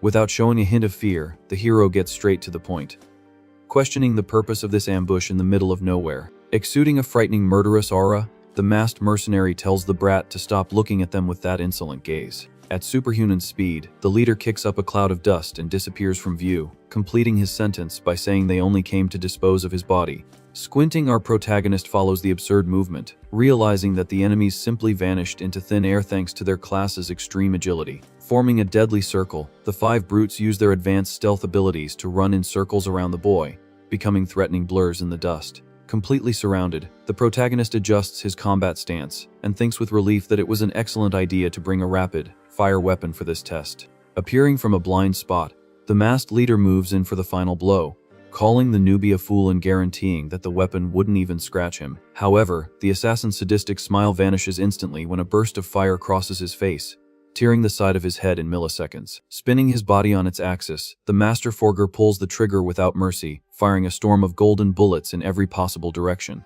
The deafening noise of the submachine gun echoes through the canyon as the projectiles pierce the mercenary's flesh in mid-air, sending goo spraying everywhere. Focused on the carnage, the young man keeps his finger glued to the trigger, tracking the target's movements with surgical and lethal precision. With no time to react, the rest of the elite squad is turned into a sieve by the relentless bursts, falling to the ground like bloodied sacks of potatoes. The dust finally settles, revealing a brutal scene where the 5 high-level killers lie scattered on the ground, defeated in a matter of seconds. Lowering the smoking barrel of the weapon, our hero sighs, saying they should have come up with a much better plan before running head on into a machine gun. Kneeling and coughing up blood, the gang leader questions in despair how this was possible, as the weapons weren't supposed to harm humans, making the boy understand their tactical blunder. Calmly, the artisan explains that he usually puts a safety lock on his inventions delivered to the villagers to avoid fatal accidents among civilians. Sliding his index finger along the side of the grip, the protagonist shows the small mechanical button that changes the tactical equipment's firing mode. Agonizing with bullet holes all over his body, the platinum-haired mercenary trembles in terror upon realizing how pathetic it was to fall for such a simple information trap. Staring at the dying trash with an empty, cold gaze, the young man decrees that the restriction on his personal weapon was obviously turned off, and that in the real world, whoever gets shot fatally perishes on the spot. Kneeling in the desert, the assassin's leader gulps, realizing he dug his own grave by underestimating the target's intelligence. With the barrel of the gun pressed directly against his sweaty forehead, the mercenary feels the cold metal announce his imminent end. Maintaining a cold expression, the protagonist demands to know why he was marked for elimination, threatening to shoot if there's no answer. Spitting blood, the masked brute gives a cynical smile, remembering that assassins take out anyone for money without asking questions. Unfazed, the young man insists on discovering the client's name, claiming not to remember doing anything serious to attract such extreme hatred. With his eyes fixed on the landscape, the boy mutters that the situation makes no sense, as he's sure he hasn't caused any trouble recently. Letting out a devilish chuckle, the assassin states that the problem isn't what the boy did, but the fact that he's too strong for a mere beginner. The mercenary reveals that there's a big shot in the world who doesn't like to see newbies breaking the rules and standing out like this. When the hero asks who he's talking about, the squad leader raises his head in a final act of rebellion, closing his eyes. Apologizing with an ironic smile, the killer declares that he's also a professional in the business and would never give up his client's name, letting out a final bloody gasp. Watching the body fall stiffly to the ground, the forger notes with shock that the man swallowed poison to ensure he wouldn't leak any valuable information under torture. Walking slowly away from the corpses, the young man reflects on the last words, wondering who would be so afraid of a humble level 24 artisan to the point of ordering his demise. Suddenly, the protagonist stops walking upon hearing soft footsteps on the sand, noticing that someone has been watching the slaughter the whole time. With the weapon still warm, he turns his head and asks dryly who's there, and if they have any connection to the band of dead mercenaries. The camera pans down, showing a pair of red female boots walking towards him as an arrogant voice replies that it would be a bad joke to be associated with that useless trash. A beautiful warrior with short blue hair and red combat clothes stops in front of him, stating that she is actually on his side. With a suspicious look, the hero doesn't buy the story easily, waiting for her to better explain this sudden claim. Without beating around the bush, the woman proposes that they form a team right there, guaranteeing that it will be a very advantageous deal for the young forger. Totally uninterested, the artisan rejects the proposal on the spot, warning that he doesn't need companions and, much less, wants to form a group now or in the future. In the woman's mind, the memory of the little blonde healer who was with him emerges, breaking the lone boy's argument and making her question the refusal. With her hands on her hips, the warrior huffs in irritation, telling him to stop being so prickly because she has something valuable to offer. Displaying a confident smile, she reveals that she has a good idea of who the mastermind was behind the squad of dead assassins on the ground. Immediately, the boy's bored expression transforms into fury, demanding to know the name of the scoundrel who tried to have him taken out. Instead of answering, the blue-haired woman points a finger in his face, wanting to first confirm if he really is the Alan who broke the speed record in the dungeon. With a grumpy face, the boy points to his own face, suggesting that she simply look at his status floating in the air to confirm his identity. Somewhat embarrassed, she looks away and apologizes, realizing her own obvious mistake of basic observation. The system explains that in the world of ZFO, players have the option to completely hide their status information from others by activating a simple setting in the menu. With a few quick movements on the holographic panel, the protagonist deactivates his profile's privacy, revealing his name to the curious woman. However, upon laying eyes on his level 24, the warrior's eyes widen in complete shock at the extremely low number. Ignoring her surprise, the boy crosses his arms and asks what the problem is, while she tries to hide her astonishment that he is much weaker than the rumors said. Thoughtfully, the girl in red admits that she couldn't analyze his level during the battle because she was observing from too far away and assumed he would be at least level 60 due to the damage done. Deciding to be fair, she announces that since he showed his information, she will also reveal her own status to level the playing field. The system flashes, revealing the name Melissa and the surprising class of glass sorceress at a formidable level 50. Without showing any reaction, the forger just nods at the introduction and immediately asks for the promise, impatiently questioning who paid for his head. The sorceress shakes her head, denying the free information, arguing that such valuable secrets don't come for free in this dangerous world. With narrowed eyes, the protagonist understands the game of interests and directly asks what she wants in exchange for the mastermind's name. Giving a victorious smile, Melissa opens her arms and proposes a fair trade where he helps her on a mission, and she gives him everything she knows about the ambush. Staring at the absurd level difference, the boy wonders internally how a newbie could be useful to such an advanced warrior. Pointing to the horizon, the sorceress reveals that the mission's target is an extremely famous and dangerous location nearby. A majestic view appears, displaying the Crystal Sky Castle, a colossal floating dungeon recommended only for adventurers above level 50. In a serious tone, she warns that this is no ordinary dungeon, being considered a challenge of maximum difficulty, even for the elite of her level range. The warrior details that the castle is a true hell, filled with aggressive monsters and gigantic bosses that appear completely randomly, preventing any prior preparation. Furthermore, the place is lined with cruel, deadly traps, enough to annihilate entire teams of veterans in the blink of an eye. As a final prize, she reveals that in the depths of the castle rests the fearsome Crystal Dragon, a legendary beast that is in a completely different league from the world's common bosses. After hearing the entire speech of extreme danger, the young man just arches an eyebrow, questioning why she would want his help in such a suicidal place. Manipulating a digital panel, Melissa displays the image of a green gem and reveals that her true objective is to obtain the Jade Dragon's orb, which only drops upon defeating the legendary beast. With a focused look, the artisan recognizes the material, knowing that the orb is a very high-level item on the world's resource table, surpassing all the stones he has ever seen. Crossing her arms, the glass sorceress questions with a challenging smile whether he will accept the deal or not, given so many dangers. Muttering to herself, she assumes it's impossible for a level 24 newbie to accept participating in such a suicidal mission, but thinks it wouldn't hurt to try her luck. Breaking all expectations, the boy raises his head and accepts the contract immediately, leaving Melissa completely flabbergasted and speechless. Gesturing frantically, she asks if he's crazy, or if he didn't hear anything she just explained about the insane difficulty of the dungeon in the sky. Very calm, the hero states that he heard everything she said perfectly, guaranteeing that he probably knows much more about the Crystal Castle than she does. Recalling his late nights in his past life, he thinks that he didn't want to get involved with this girl, but the fact is that he cleared that dungeon thousands of times in the game ZFO, knowing every millimeter of the place. Standing face to face, the young man declares that he doesn't mind taking on the heavy lifting as long as she fulfills her part of the deal and delivers the mastermind's head at the end. He reasons that if he doesn't quickly find out who wants him gone, new squads will just appear to hinder his experience gain, and he wants to resolve this as soon as possible. Turning his back, the artisan decrees that the deal is sealed and calls his new partner to march towards the flying castle. Trembling with anger and shame, Melissa mutters with her head down, drawing his attention to a small problem. With a bored look, the boy turns back, questioning why they can't just go to their destination. Sighing heavily, the sorceress points to the castle floating far away in the sky, explaining that there are two crucial reasons preventing them from entering the dungeon. She details that the only way to reach a castle in the sky is by undergoing a teleportation ritual performed exclusively by the government of the Dakian Kingdom. Hearing the explanation, the hero remembers that in his old game, the teleportation worked just by talking to a specific non-playable character in the capital. Maintaining her composure, the blue-haired warrior warns with regret that unfortunately, the boy does not meet the minimum requirements to use the kingdom's magic circle. She points to a holographic graph showing that teleportation is restricted to adventurers above level 40.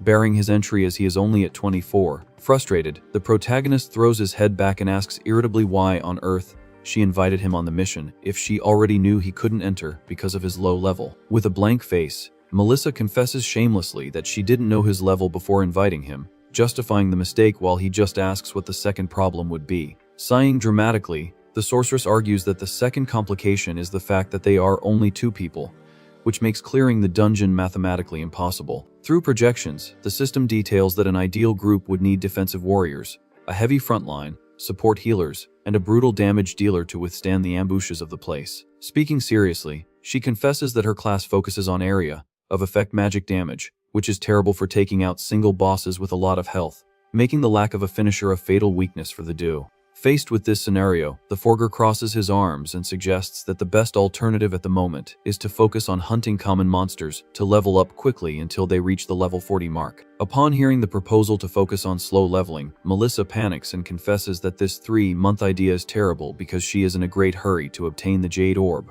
Enveloped in an aura of burning determination, the boy ignores her rush and decrees with absolute conviction that his life's goal is to be the first person in the entire world to hit the maximum level. In a harsh tone, our protagonist warns that his time is too short and that he will not waste his days stumbling over trivial obstacles or ineffective shortcuts. With her hands on her hips, the sorceress agrees that having big dreams is nice, but realistically reinforces that level 40 is an insurmountable barrier to using the kingdom's mandatory ritual. Thoughtfully, the young man mutters that clearing the castle is the easiest part of the mission, and that depending on bureaucratic level, base transport is a real, useless headache. Analyzing the enormous distance between the ground and the floating structure, he deduces that the extreme altitude makes it impossible to use even conventional flight spells, which leads him to a completely crazy idea. With his eyes fixed on the sky, the protagonist finally has a brilliant idea to solve this transportation problem. He announces that even without relying on the kingdom's teleportation ritual, they should be able to reach the dungeon in the clouds, leaving his partner completely confused. Without wasting time, the boy squats down and activates his forging ability, enveloping the ground with intense blue rays as he decides to do a little practical test. A small drone appears in the air, and the sorceress questions if it works with magic stones, while the artisan just describes the invention and promises to explain the details later. Straight to the point, the young man points upwards and orders the flying machine to immediately head towards the floating castle. Impressed by the device's obedience, the warrior in red notes with wonder that this technology definitely does not belong to this world. Observing the small machine rise towards the ice island, the hero deduces that it is physically perfectly possible to reach the destination. The drone flies calmly, passing very close to the gigantic crystal structures that form the base of the floating castle. With a focused gaze, the boy follows every movement of the contraption, wanting to find out if there is any kind of magical barrier protecting the perimeter of the place. The machine lands gently on the dungeon's stone bridge, confirming to the Forger that the route is completely free of invisible obstacles. Flabbergasted by the test's success, Melissa can't believe that they actually have an alternative means of getting up there without using the official ritual. Excited, she deduces that the plan is to build a giant version of that device to carry them and suggests they return to the city immediately to recruit more members for the team. Cutting off his partner's excitement on the spot, the protagonist shakes his head and coldly decrees that just the two of them are more than enough to clear the place. Not understanding at all, the sorceress questions the need for a full group, receiving the dry answer that they simply don't need other people. Turning his face with an expression of extreme superiority, the newbie guarantees that he could honestly do this job even alone, leaving the woman perplexed by such a level of blind confidence. With his hands on his hips, the young man shatters his companion's theory, warning that he has no intention of building a giant drone, creating even more confusion. He justifies the decision by explaining technically that the larger the device, the worse the fuel efficiency becomes, which would cause the machine to fall long before reaching the top. Curious about this practical obstacle, the sorceress questions what his grand plan would be then to get up to the dungeon. A mysterious smile forms on the artisan's face as he reveals that the solution is to use a completely new and totally different energy source from magic stones. Surprised by the information, the blue-haired girl repeats the phrase about the new energy source, wanting to understand better, and receives only a simple confirmation. The boy's gaze becomes intense and focused as he creates suspense about what exactly this revolutionary energy would be. Pointing directly at his partner's forehead, he states that the energy source will be her, leaving the woman completely speechless. Showing a system panel with the magical elements, the hero explains that the sorceress class masters several attributes, and that he plans to siphon this mana to run the machine, but she confesses she doesn't understand a thing. Tired of theoretical explanations, the protagonist tells her to just watch and activates his divine ability again with an explosion of brilliant particles. A huge straw basket attached to a white fabric materializes on the ground, and the warrior asks what the heck that is, discovering soon after that it's a hot air balloon. Already positioned inside the basket, the inventor summons his ally to get in immediately, as he wants to start the practical flight test. Inside the basket, the mage asks fearfully what she should do to help and receives the instruction to cast wind spells to inflate the structure. Positioning her hands with greenish energy, the girl confirms the order and begins to conjure a continuous gust of wind directly into the balloon. The limp white fabric quickly takes shape, inflating violently with the strong current of magical air generated by the warrior. With the spherical structure perfectly full, the partner questions if that was the right way, while the boy agrees and reveals that the next step is to heat the interior to make it take off. Evaluating the spells, the forger suggests that the Hand of Fire is the best option as it produces the necessary heat while consuming the minimum possible mana, receiving confirmation from his ally. Heeding the command, the glass sorceress concentrates her elemental energy and conjures the flame spell in her right hand. The woman's arm is immediately enveloped in a hot flame, and the boy praises its intensity, telling her to keep the fire exactly like that. The hot air fills the structure, and the basket begins to lift off the ground lightly, taking the warrior completely by surprise. Stuttering in desperation as she sees the ground moving away, the mage asks what is happening, while the artisan calmly explains that the flight occurs due to the difference in thermal density. Pointing to the flames, the hero warns in a dark tone that if the fire goes out before they arrive, the air will cool, and they will fall to their certain doom, angering his partner who complains about the excessive mana cost before the battle. Unconcerned, the young man guarantees that he will take care of all the dungeon's enemies alone, but the woman retorts mockingly, reminding him that he is only at level 24. Despite her initial disbelief in her partner's combat strength, the girl glances out of the corner of her eye and gets lost in her own thoughts. The huge white balloon rises rapidly, tearing through the skies as Melissa mentally admits that after witnessing such an unbelievable invention, she began to have high expectations. With a look full of hope, the warrior supposes that if she is fighting alongside someone as unpredictable as him, the chances of success might be real. In a moment of silent confidence, she concludes that the two of them might actually manage the feat of clearing that dreaded floating castle. After the long journey, the contraption lands safely right in front of the large stone gates of the imposing crystal castle. Jumping out of the basket, the protagonist congratulates his ally on her continuous effort, while she breathes heavily and tries to hide her physical exhaustion, claiming it was nothing. Walking towards the dark entrance of the dungeon, the hero notices the presence of several other groups of adventurers scattered around the place.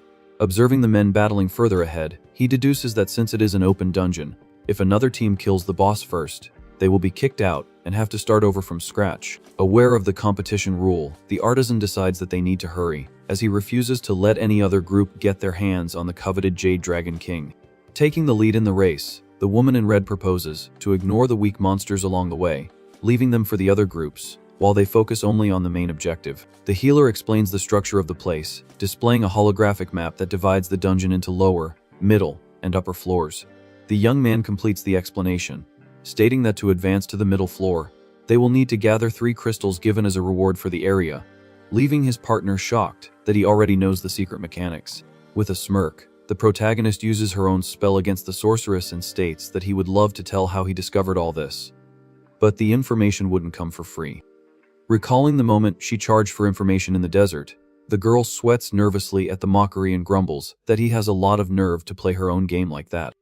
The duo's swift race through the stone corridors is abruptly interrupted when the forger plants his foot on the ground, halting their advance. Further ahead, a crowd of adventurers is stuck before a gigantic minotaur armed with a huge hammer, proving that someone reached that floor's boss first. The monstrous beast with dark fur roars fiercely, and the panel identifies it as the Minotaur of the Abyss, marking a dangerous level 45. Analyzing the bottleneck of players, the mage suggests that they simply give up on that floor and look for the crystals in the other areas of the castle to save themselves a headache.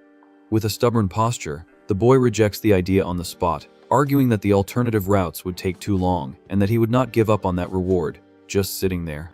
Completely ignoring the group of frightened adventurers, the newbie walks directly towards the colossal creature and informs the team in front that they are blocking the passage. Standing with an intimidating posture, the hero suggests curtly that if the tough guys are afraid to attack, they should just get out of his way. With his pride wounded, one of the warriors from the group turns back, seething with anger, and questions who the heck the intruder thinks he is to speak with such arrogance. However, a second man notices the protagonist's floating status and is shocked, asking what a mere level 24 piece of trash is trying to prove by playing the hero. Laughing at the boy's supposed suicidal insanity, the adventurers ironically make way and say that the monster is all his.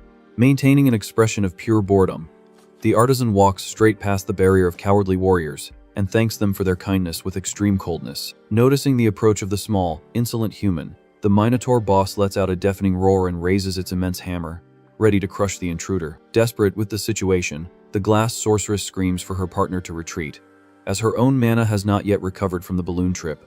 Without taking his eyes off the threat, The Master Forger asks for calm and raises his hand, materializing the valuable red core obtained in the battle against the sandworm in the desert. In a swift and lethal movement, he merges the scarlet crystal, activating his creation ability at maximum power. A shower of digital lights reveals a brutal rocket launcher equipped with the beast's core, displaying on the panel an absurd base attack power of 14,500 points. Paralyzed with shock, the mage reads the weapon's attributes and mutters, haunted, that with the applied bonuses, the destructive damage of that single shot easily surpasses the 30,000 mark. Totally oblivious to the absolute danger ahead, the Beast of the Abyss charges with blind fury to execute its prey. With the heavy military weapon resting on his shoulder, and his sights locked on the monster's face, the young man sentences that the fight is already over.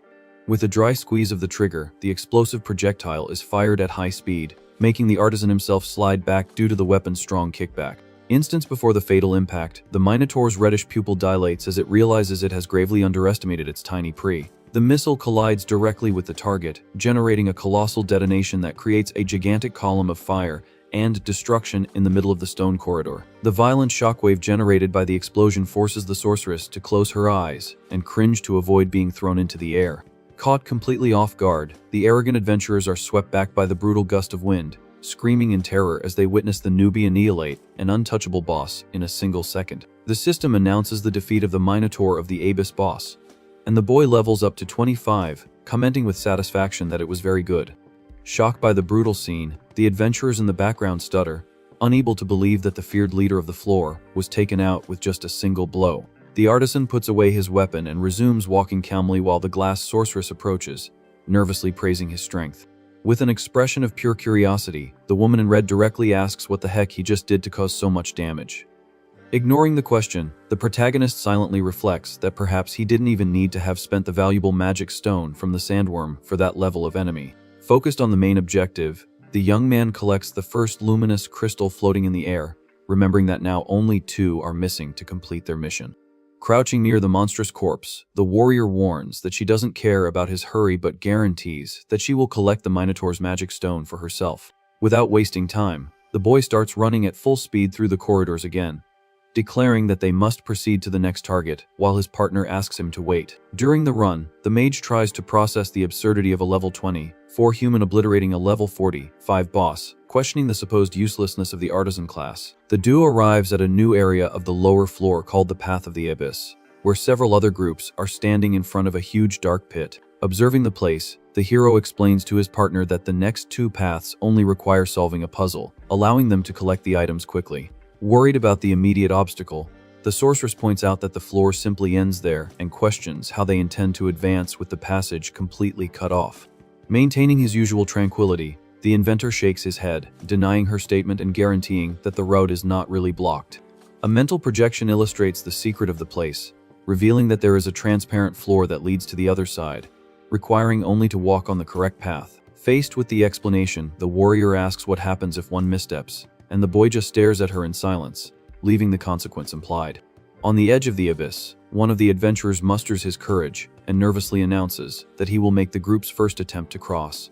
Upon taking the first step, the man's foot passes through the void without finding any kind of invisible support in the air. The unfortunate man falls straight into the depths, impaling himself violently on sharp stone stakes and spraying blood, to the terror of his companions. Observing the brutal demise from afar, the artisan concludes his previous answer by saying that is exactly what happens in case of an error.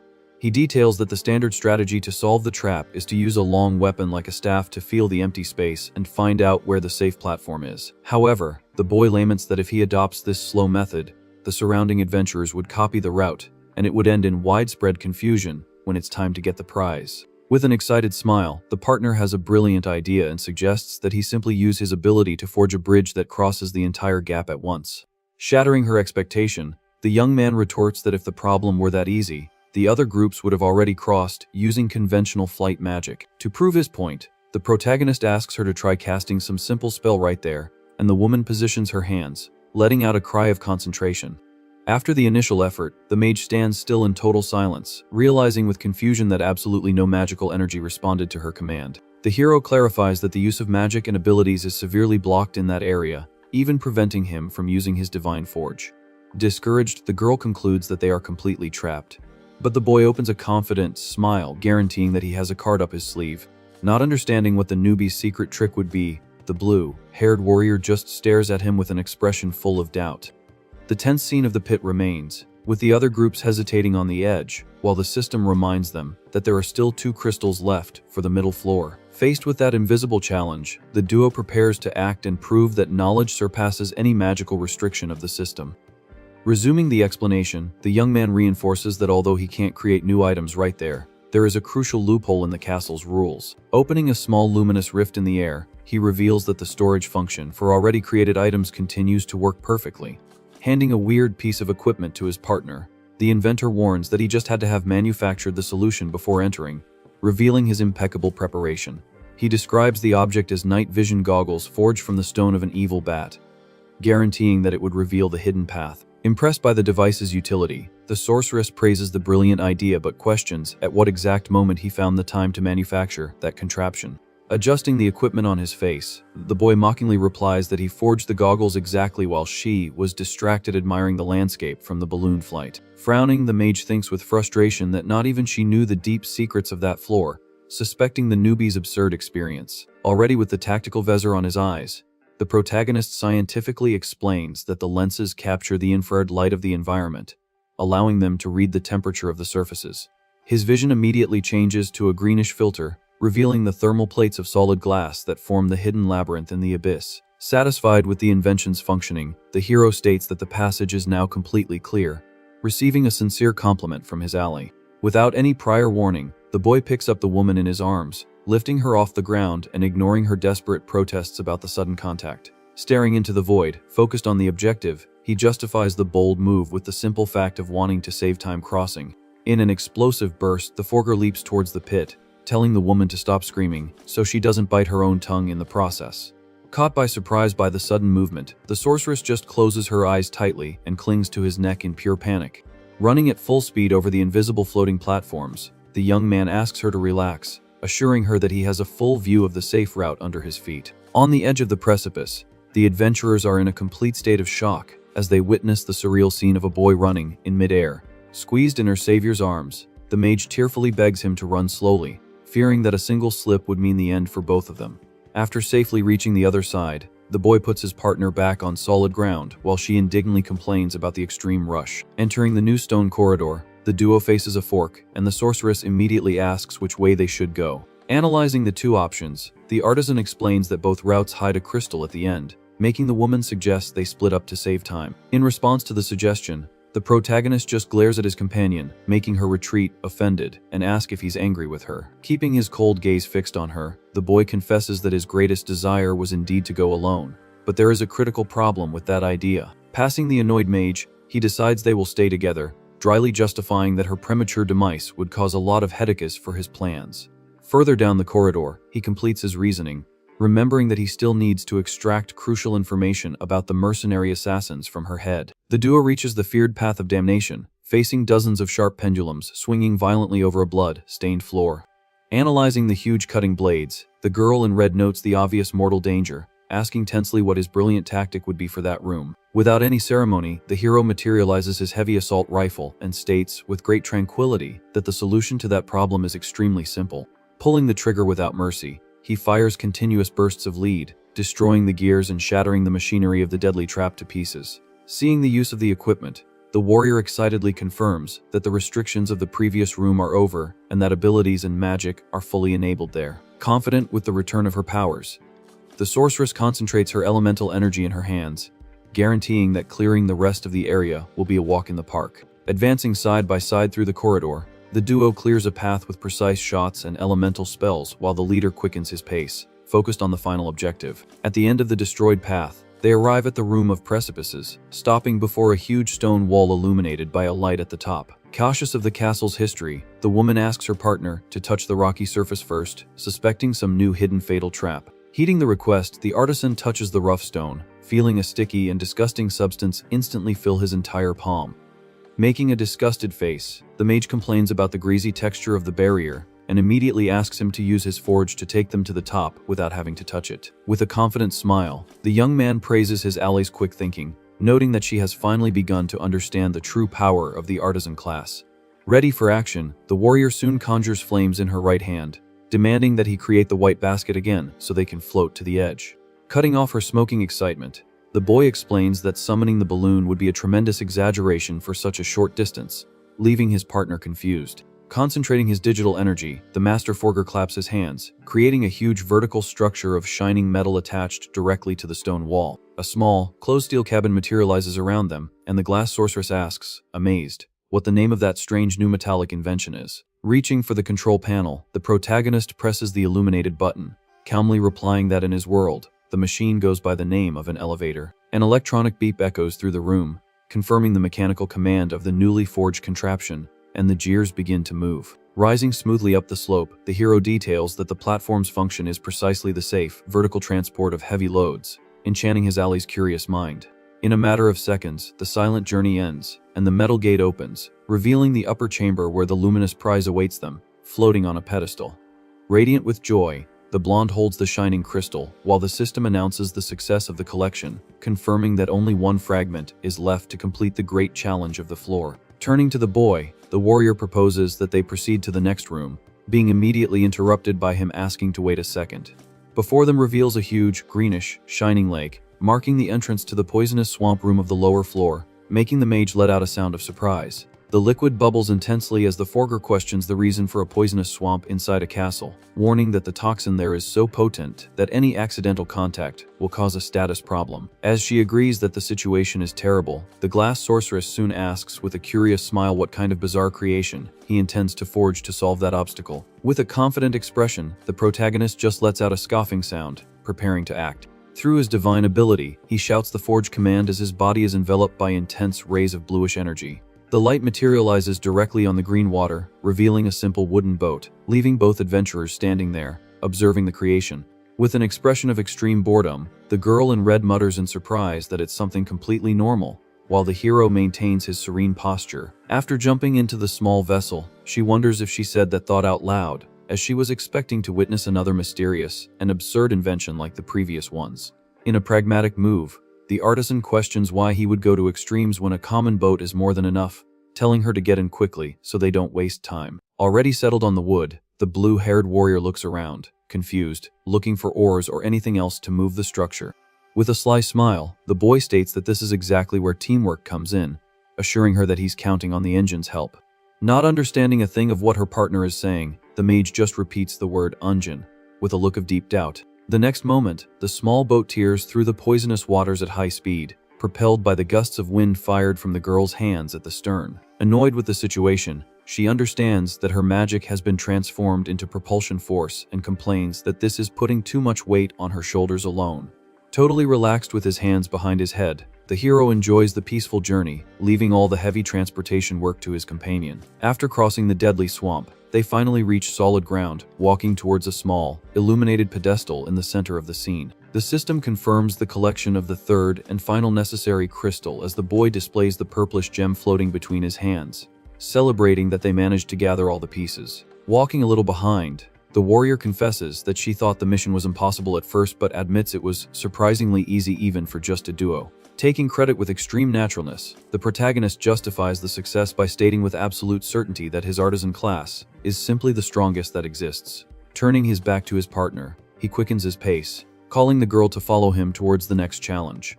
Staring at the newbie's back with a deep look, the sorceress silently reflects that the artisan profession is definitely not the most powerful factor there. Following the leader's steps through the dark corridors, she concludes in her thoughts that the true anomaly of strength is the boy himself. With an expression of absolute certainty, the mage ponders that although they have known each other for a very short time, she can already state an undeniable fact about that peculiar forger. Visualizing the aura of power emanating from the newbie, she bets that this man named Alan will become an adventurer whose name will be forever engraved in the history of this world. A few minutes later, the duo enters a large circular chamber, marking their arrival at the transfer room of the lower floor. Standing in front of a stone table, the young man explains that by inserting the gems in that location, they will be teleported directly to the middle floors, signaling that the dungeon's climax is approaching. Intrigued by such precision, the blue-haired girl comments that she has been noticing that he never gets lost in the corridors, seeming to know every little secret of that colossal castle. Holding the bluish magic stone with a very serious expression, the hero justifies his absurd knowledge by claiming that he literally bet his own life on all of this, Without adding more details, the protagonist fits the shining crystals into the corresponding spaces on the panel, activating the dungeon's ancient mechanism. Immediately, the system authenticates the delivery of the items, enveloping the duo in a pillar of intense light that teleports them directly to the middle floors. They materialize before an immense, swirling blue portal that serves as the official entrance to the new area of the floating castle. Staring at the magical structure, the artisan comments that this section is an instance dungeon, finding it very strange for a dungeon to literally exist inside another. Comparing the situation to a matryoshka doll, he leaves the warrior totally confused about what that unknown object would be. Resuming his walk, the forger promises that if he remembers, he will make one of those dolls for her as soon as they finish conquering the place, drawing only a question mark from his alley. Standing a few steps from the portal, the hero suggests they enter quickly to finish the job once and for all. Suddenly, the girl asks him to wait a second, making the young man look over his shoulder to understand the reason for the sudden pause. With her hand on her chest and an extremely determined look, the sorceress proposes they have a little competitive match before actually entering the dungeon. Showing some curiosity, the boy turns his face, asking if she is suggesting some kind of dangerous bet. With a sharp smile, the warrior confirms her intention to compete, showing that she is taking the challenge very seriously. Using a visual graph, she explains that the information gathered guarantees that the middle floor is divided into two completely distinct sections. A projected vision displays a horde of bizarre monsters as she details that the first area is filled with a colossal swarm of weak enemies. Receiving agreement from her experienced partner, conjuring a small fireball on her finger, the mage proposes that they compete to see who can take down the most creatures, since the system records the individual kill count. Crossing his arms, the newbie questions the logic of the bet, claiming that those conditions seem blatantly favorable only to her side. The narrator explains that Melissa's chosen sorceress class is a specialization focused entirely on destructive, wide-area attack spells. In contrast, the firearms that our protagonist has forged so far are equipment focused exclusively on taking down single targets with extreme precision. Noticing his hesitation, the blue-haired woman adopts a provocative tone, ironically questioning if the great artisan is afraid of losing badly to her. Pounding her own chest, the warrior warns that her mana is not just for travel fuel and promises to show the true destructive value of a mage on the battlefield. Enveloped in an aura of pure confidence, she internally guarantees that she would never lose to a common adventurer and swears she will force this arrogant newbie to recognize her strength once and for all. Not caring about his ally's wounded pride, the boy calmly accepts the challenge, deducing that this silly competition would end up speeding up the clearing of the floor anyway. With the deal sealed, the sorceress stipulates that the loser will have to buy a high-level potion for the winner, as they face the large dimensional portal together. Crossing the blue barrier, the duo officially enters the first room of the middle section, facing a colossal army of enemies blocking the path in a gigantic corridor. The dark environment is illuminated only by the glowing red eyes of the hundreds of dark creatures that howl, ready to tear apart any intruder who approaches. Adjusting her combat stance, the mage announces that she's starting the show, demonstrating total control of the frightening situation. Quite calm, the forger just follows his partner's movement, prepared to put his own ingenious plan into practice. A holographic warning from the system appears, ordering them to defeat 1,500 monsters to overcome the first trial as the enraged horde advances at full speed. Concentrating an absurd amount of dark magic in her hands, the girl in red recites her incantation, ordering the enemies to turn to dust in the night. A storm of swirling purple energy engulfs the adversary's front line, activating the powerful area of effect attack called Black Nebula. Looking over her shoulder with a victorious smile, the warrior boasts of her tremendous clearing power, guaranteeing that this is the real damage expected from an elite sorceress. Acknowledging his partner's show, the young man raises his right hand, activating intense blue rays, and warns that now it's his turn to truly shine. The system details the attributes of the newly forged brutal weaponry, displaying the Gatling gun with a very high attack, as the hero announces the artisan's turn. Facing the horde without retreating an inch, the boy tells the creatures to eat lead, displaying a merciless look. The multiple barrels of the heavy weapon begin to spin at high speed, firing a continuous storm of golden flashes that illuminate the dark corridor. The frantic burst of bullets tears through the air, piercing and shattering the flesh of the countless monsters that tried to approach in a true bloodbath. Impact explosions pop in the middle of the enemy crowd, obliterating the adversary ranks without giving the deformed creatures a chance to react. Completely flabbergasted by the carnage, the mage questions what kind of absurd invention that is, noting that the power and rate of fire are on a level far beyond reality. Masterfully handling the machine's recoil, the shooter explains that the Gatling gun sacrifices the user's mobility but compensates by delivering the greatest clearing power among firearms, suggesting she give up while there's still time. Gritting her teeth with pure stubbornness, The blue-haired woman refuses to throw in the towel, guaranteeing that her sorceress pride would never accept losing a mass destruction contest to any other class. Just 2 minutes of shooting later, the corridor is empty, and the holographic scoreboard displays the overwhelming victory of the newbie's 811 kills against his partner's 600, who collapses exhausted on the floor. Devastated by the result, the girl grumbles, unable to believe she managed to lose a bet focused precisely on the main strength of her magical specialty. Passing the defeated woman, the protagonist tries to smooth things over, saying the contest was quite close and asking her not to be so depressed about the final score. Without stopping his walk, the artisan completes his sentence, warning with extreme coldness that the only problem was that she chose him as her opponent in that reckless bet. Raising her head, the glass sorceress repeats the boy's phrase, internally admitting that this newbie is definitely an anomaly outside any logical curve of the world. The duo now finds themselves in a new, gigantic, and silent hall, marking the beginning of the second section of the floor, where the battle against the great boss awaits them. Focused on the mission, the hero points out that if they win here, only the upper floor will be left, where the decisive battle against the crystal dragon will reward them with the long-desired jade orb.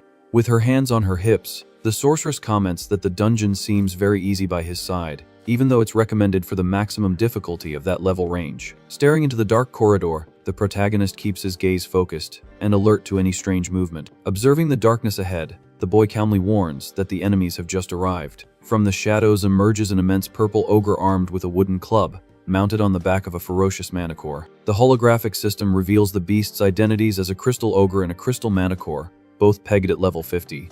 Frightened by the bizarre combination, the girl notes the mount while the artisan deduces that the duo uses coordinated attacks and warns that they will need to find a way to separate them. Focused on strategy, the hero immediately invokes his divine ability, activating the bluish energy of the forge in his hands. Wielding a heavy rocket launcher, he declares his intention to blow up both monsters at once with that brutal weaponry. Upon laying eyes on the equipment, the mage recognizes the weapon on the spot, remembering that it was what annihilated the lower floor's boss instantly. By analyzing the status panel without any attached stones, the partner questions if this base version wouldn't be much weaker than the one used previously. In agreement with the observation, the young man admits to have exaggerated the firepower that time and guarantees that the normal attributes are already enough to kill with a direct hit without breaking the weapon after firing. A mental projection details that weapons fused with magic cores disintegrate after use, while normal constructions can be used repeatedly if the user can survive the vulnerability window of reloading.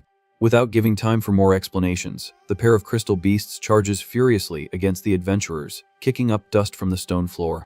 Faced with the overwhelming onslaught, the sorceress takes a step back, warning about the swift approach of the deadly enemies. With absolute coldness, the Master Forger orders his ally to freeze the hall's floor immediately. Totally surprised by the unusual command, the warrior obeys on the spot and fires her elemental magic directly at the rocky floor. A thick layer of shimmering ice spreads rapidly, creating an extremely slippery surface in the monster's path. With narrowed eyes, the protagonist calculates that the manticore's speed is lower than the werewolf's, but its high evasion capability would make it easily dodge a frontal attack. To nullify this advantage, he focuses on forcing the beast into a situation where evasion is physically impossible in the middle of that frozen track. Upon stepping on the slippery ice, the giant beast leaps high into the air, forcing the mage to shout a warning about the sudden movement. Displaying a confident and calculating smile, the artisan states that the monster's reaction was absolutely perfect for his tactical plan. By analyzing the aerial trajectory, he deduces that the absence of wings prevents the creature from changing direction while it is floating defenselessly. With a firm squeeze of the trigger, the hero fires the heavy explosive missile, sending the beast straight to oblivion. Surprised by the projectile's speed, the ogre's eyes widen as he perceives his imminent doom approaching in the air. In an act of pure survival instinct, the purple creature kicks its own mounts back, jumping away at the last second. Astonished by the scene, the blue-haired woman exclaims that the humanoid used the beast as a trampoline to escape the lethal attack. A colossal explosion engulfs the manticore, turning the beast's body into flames and smoke in the middle of the hall. Staring at the cloud of fire, the young man reflects that this type of evasive acrobatics was something completely impossible to happen in the original mechanics of the virtual reality game. After landing safely, the monster raises its heavy club and prepares a violent counter attack fueled by the fury of its loss. Aware of the threat's swift approach, the shooter glances out of the corner of his eye at the beast falling towards him. Coming straight from above, the purple boss aims a crushing blow exactly at the unprotected newbie's head. Desperate, the partner screams at the top of her lungs, telling him to flee. knowing that her own spells would be too weak to stop that brutal attack. Despite the alarming warning, the protagonist remains motionless in the same spot, without showing the slightest sign of panic or desperation. Through a terrified look, the sorceress analyzes that the artisan's low level combined with the lack of armor will result in an instant end if the club hits the target squarely.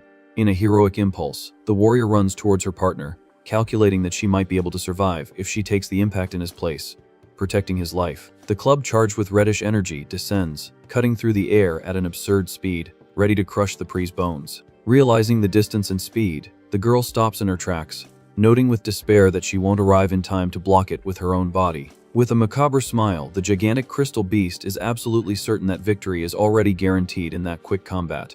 The shadow of the massive weapon completely covers the silhouette of the lone boy in the middle of the large, dark, instanced chamber. With tears forming in her eyes, the blonde extends her hand in an anguished cry, calling the Forger's name in a useless plea. The titanic impact hits the stone ground, generating a deafening shockwave throughout the entire hall and kicking up a lot of dust. Amidst the cloud of debris, the hero displays a slight smile, admitting that the beast's aerial trampoline was indeed an unexpected move in the battle. The luminous panel displays the completion of the reload time exactly when a new missile explodes squarely against the humanoid monster's chest. Satisfied with the immediate destruction, the young man states that this scenario of extreme risk occurred exactly according to his initial planning. A second brutal detonation incinerates the purple creature, sweeping the remains of the crystal ogre away from the main combat zone. Protecting her face from the strong gust of wind, the mage's eyes widen, completely stupefied by the explosive turnaround engineered by her partner. Lowering the heavy military firearm, the shooter lets out a long sigh of relief for getting out of that dangerous ambush unscathed. The holographic system announces his advancement to level 26 as the hero comments that this experience gain is perfectly within his mathematical expectations. Walking slowly, the blue-haired warrior confesses that she was sure the ammunition for that weapon had run out right after the first shot. Without losing his cool, the artisan explains that unlike weapons fused with crystals, the common rocket launcher has an automatic reloading function whenever the magazine runs out of bullets. Faced with his partner's relief, he honestly admits that the situation was risky, because if the reload hadn't finished in time, the ogre's fatal attack would have taken him out on the spot. Bothered by his excessive tranquility, the girl points out his coldness, while he retorts that he only remained so because he had already calculated the exact time of the second shot preventively. Upon collecting the small magic core fallen on the ground, the sorceress mutters, impressed, that this newbie always seems to be one step ahead of any adversity in his path. To put the combat behind them, the protagonist directs his gaze towards the enormous staircase, stating that now all that's left is to take down the legend called the Crystal Dragon. As the partner's companion, the mage silently reflects, remembering all the experienced adventurers she had met in the past, entirely focused on using pure brute force. Compared to those old teams, she concludes that she has never met anyone who exuded such an absolute level of confidence and unshakable composure in the most critical hours. This worrying realization makes the woman understand perfectly the obscure reason that led the mastermind mercenaries to put such a high price on the newbie's head. Before a majestic double door adorned with celestial features, the duo finally reaches the main entrance to the upper floors of the grand floating castle. With clenched fists and renewed energy, the red-clad blonde gets excited, proclaiming out loud that the time for the great decisive battle has finally arrived for them. To break the girl's dramatic excitement, the boy just pushes the wooden door, revealing that it is a simple architectural ornament with no real use, causing great strangeness in his companion. Staring at the empty room illuminated by a bluish magical rift, the hero explains that this floor also uses a portal system, but immediately notices the absence of the transport mechanism. With a grim expression, the artisan logically and quickly deduces that the lack of the shining pillar means that another group of adventurers is already inside the final room, fighting. Worried by the sudden revelation, the partner questions the situation, fearing that the worst possible scenario is happening right under their noses.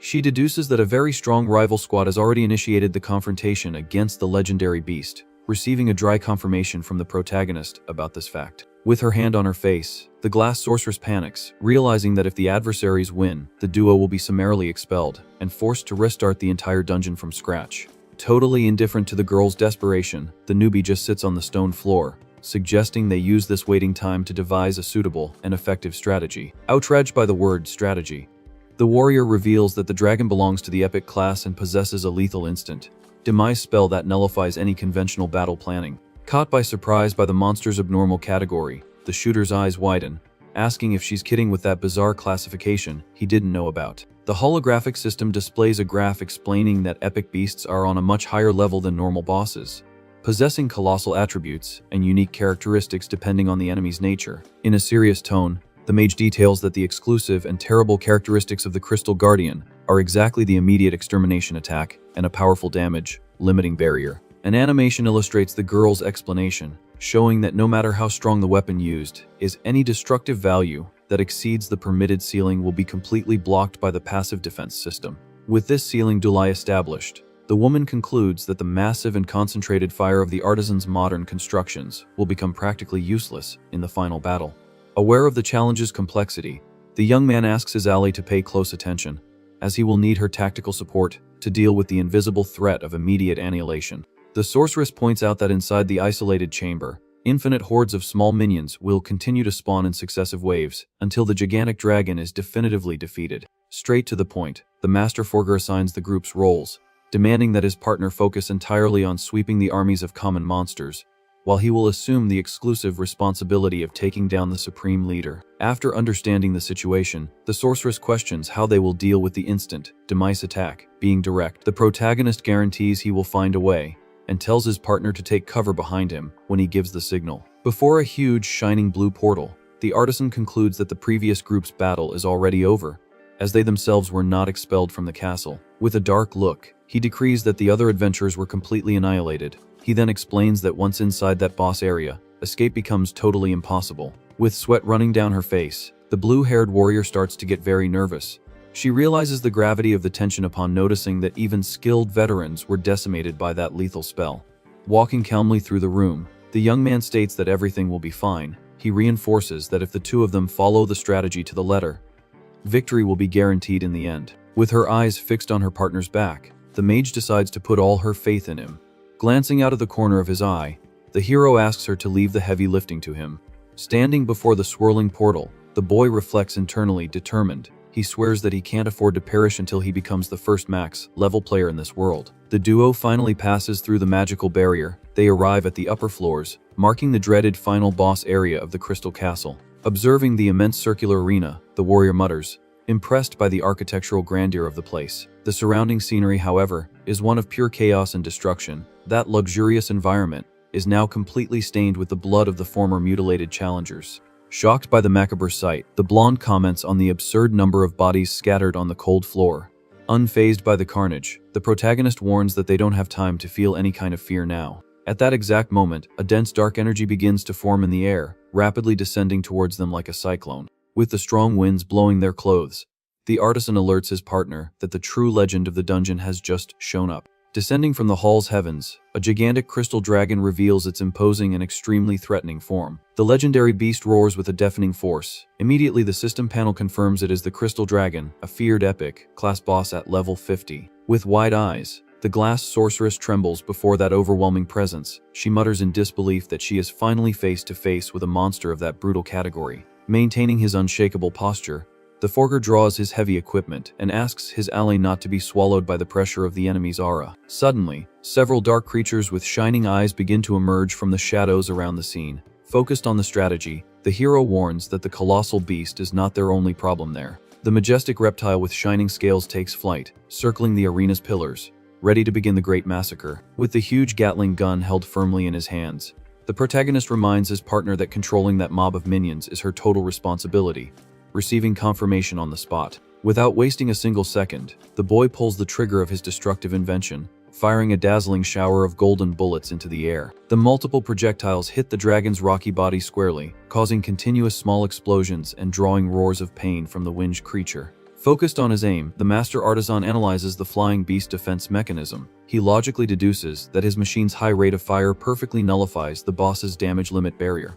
Far away, sweeping away the smaller monsters, the mage is astonished by the overwhelming damage. She can't believe that her lone partner is managing to suppress an epic beast just with a hail of lead. Despite the momentary advantage, the young man displays an extremely analytical expression.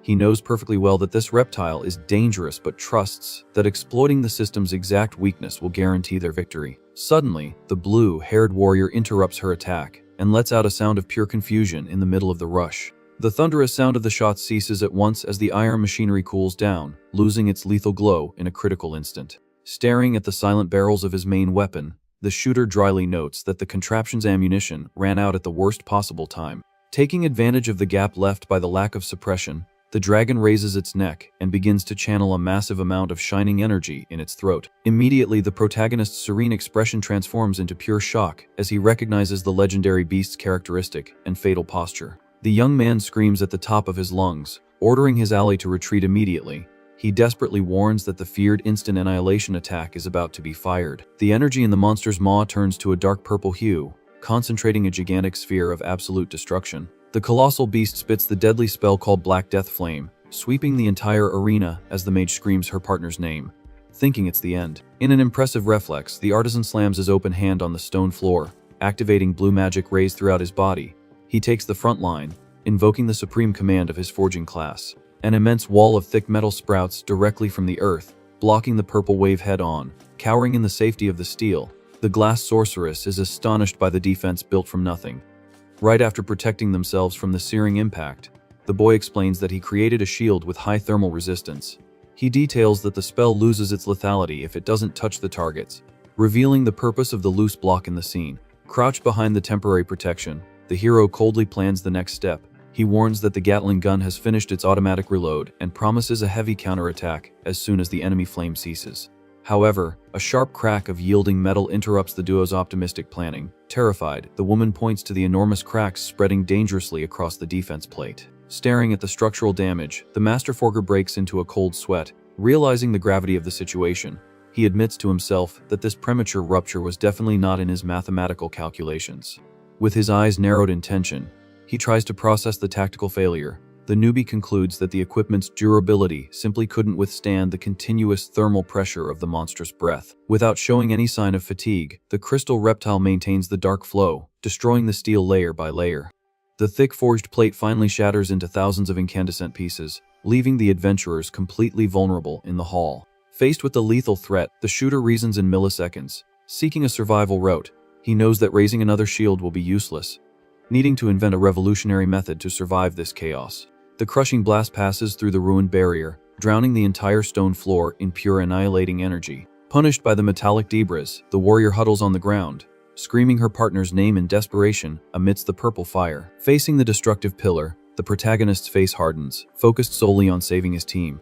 Emanating a formidable blue digital aura, the boy vehemently refuses to perish in this forgotten place. In a roar of determination, he summons the luminous particles of his divine ability. The flash quickly condenses between the artisan's hands, materializing a large, red, cylindrical piece of equipment. Watching the new creation emerge, the mage's eyes widen, completely aghast. She stutters, demanding to know what kind of bizarre object that would be at the most critical moment of their lives. The contraption reveals itself as an industrial fire extinguisher fused to a shining bluish magic core. With extreme calm, the boy just pronounces the obvious name of his rescue tool. Directing his gaze to the enemy's spell, the inventor justifies his pragmatic logic. He explains that the red container was exactly the first thing his mind associated with the concept of extinguishing flames. To elevate the item's power to an epic level, he inserted the gem obtained from the crystal augur boss into the structure, betting on the combination of technology and dense mana. With the pressurized cylinder in hand, the newbie runs towards the abyss of deadly fire. Despite the logical reasoning, he still harbors a slight doubt as to whether the insane theory will actually work in the practice of this fantasy world. With a wild glint in his eye, the master forger places his finger on the metal lever. He asserts that the only way to discover the truth is by betting his own life on his absolute talent for creation. Pointing the nozzle directly at the violent storm, he presses the safety valve's trigger.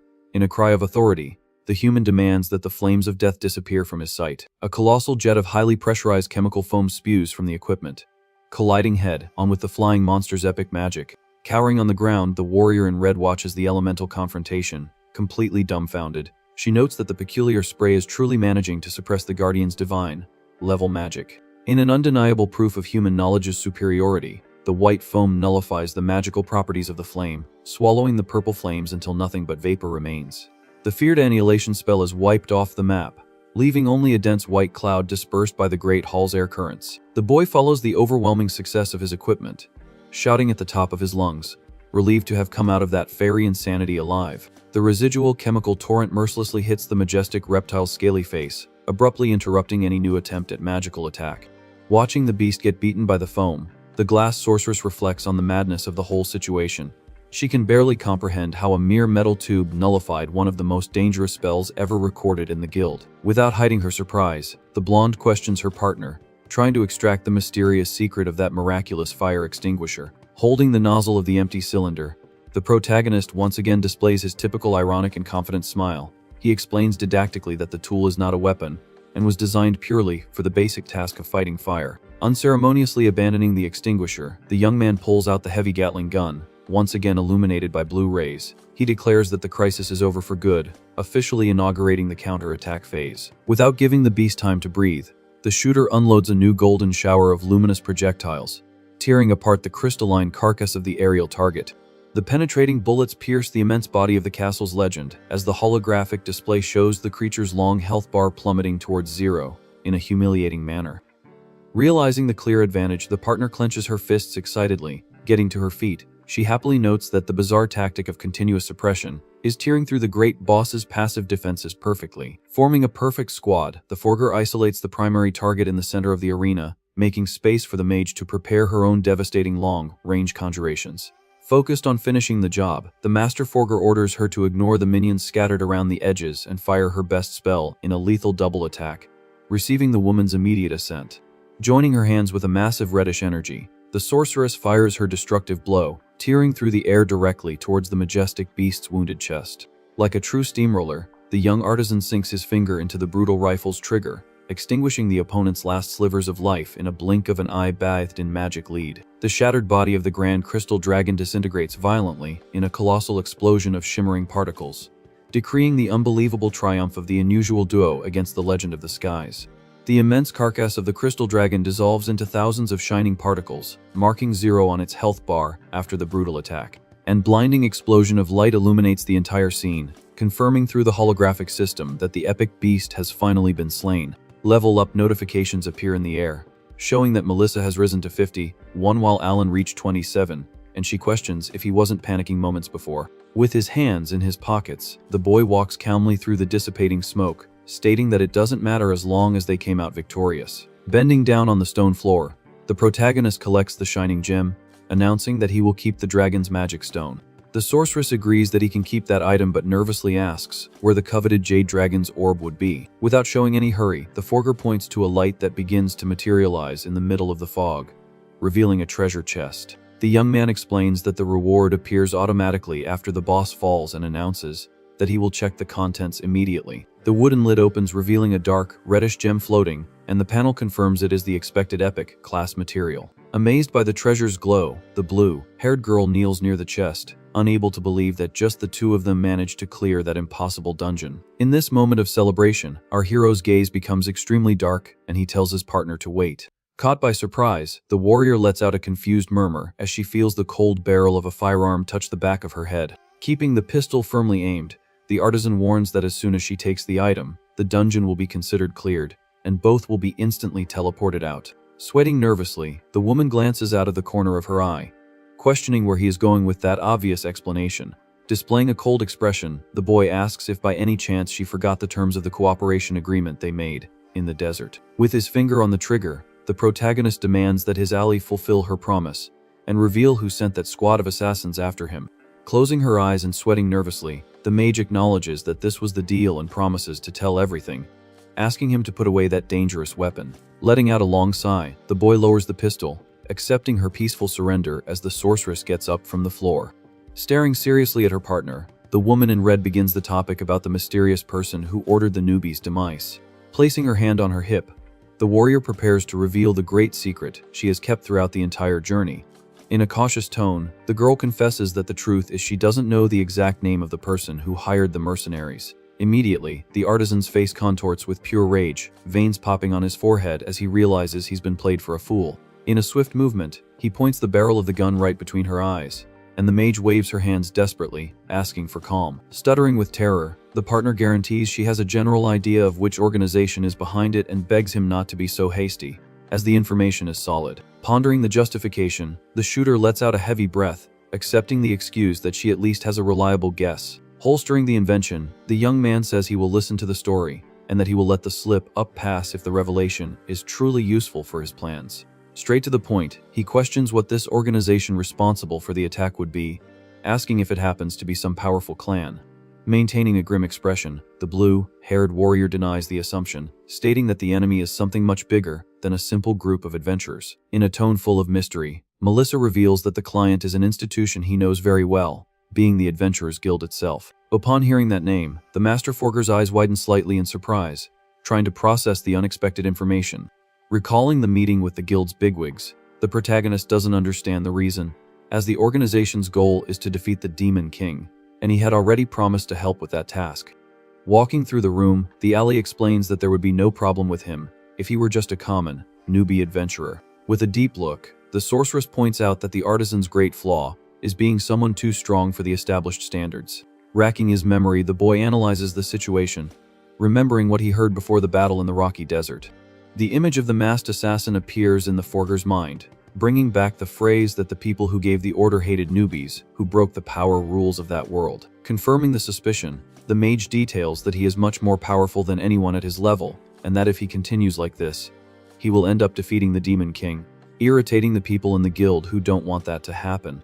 Staring at the monstrous silhouette of the Dark Lord in his thoughts, the hero questions what the reason would be for someone not to want the demise of that global threat.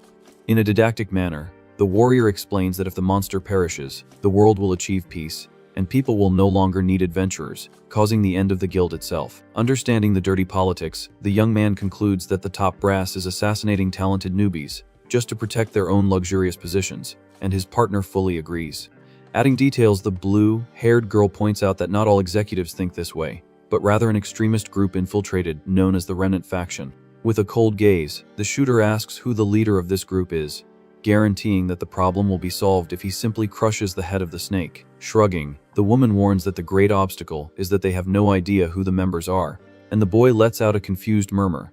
She justifies the mystery by explaining that the faction has no direct connection to the Army of Darkness, acting only in the shadows to delay the king's defeat without committing obvious sabotage. Furthermore, the sorceress reveals that the conspirators could be anyone, like tavern owners, blacksmiths, and clerics, as all these civilians would profit from the endless war. Scratching his hair in irritation, the protagonist grumbles that this situation will be an endless headache if he has to suspect every merchant he meets. Upon hearing this reasoning, the ally supposes that given the level of the hired squad, the mastermind of the desert ambush is certainly an influential executive of the extremist faction. The hero coldly declares that he doesn't care who the culprit is, warning that he will not forgive any unfortunate soul who tries to hinder his leveling progress. Changing the subject, he asks the sorceress to tell him how the other prodigies hunted by the organization deal with the constant attacks from the guild. Indignant at his lack of perception, the girl takes a step back and shouts that she herself is one of those targeted prospects, making the boy turn his face in embarrassment at his gaffe. Coughing to clear the awkward atmosphere, the warrior regains her composure, deciding to focus on what really matters at the moment. Staring into the void with narrowed eyes, the protagonist listens as his ally brings up the subject of how to defend against future assassination attempts.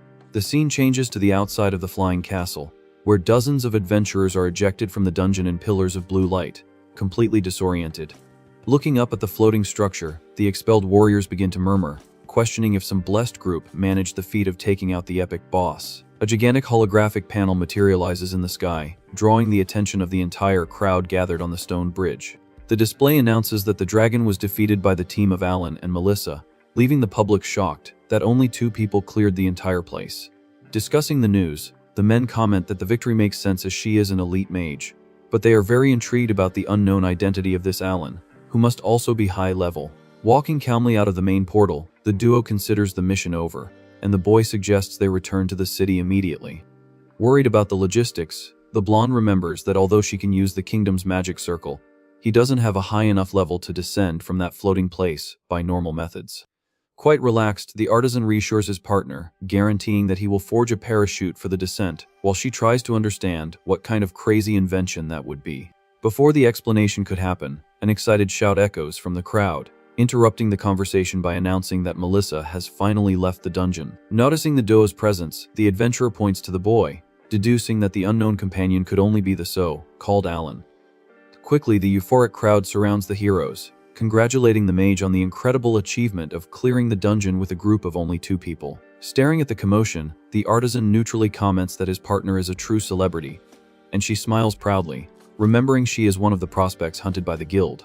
Pushing each other, The warriors press the woman in red, begging her to tell them the details of how they managed to clear that infernal castle. Waving her hands to control the public's agitation, the sorceress asks for calm, stating that she was not the truly incredible person on that journey. Pointing her thumb at the newbie beside her, she reveals that the boy is responsible for the success, leaving the crowd in absolute shock upon seeing his level 27 exposed in the air. The chatter starts immediately, with the men doubting how a low-level brat belonging to the useless artisan class even managed to enter a place restricted to level 40. Analyzing the crowd's status windows, the Master Forger notes that the vast majority there have very high levels, in the 60s, and forms a mental plan.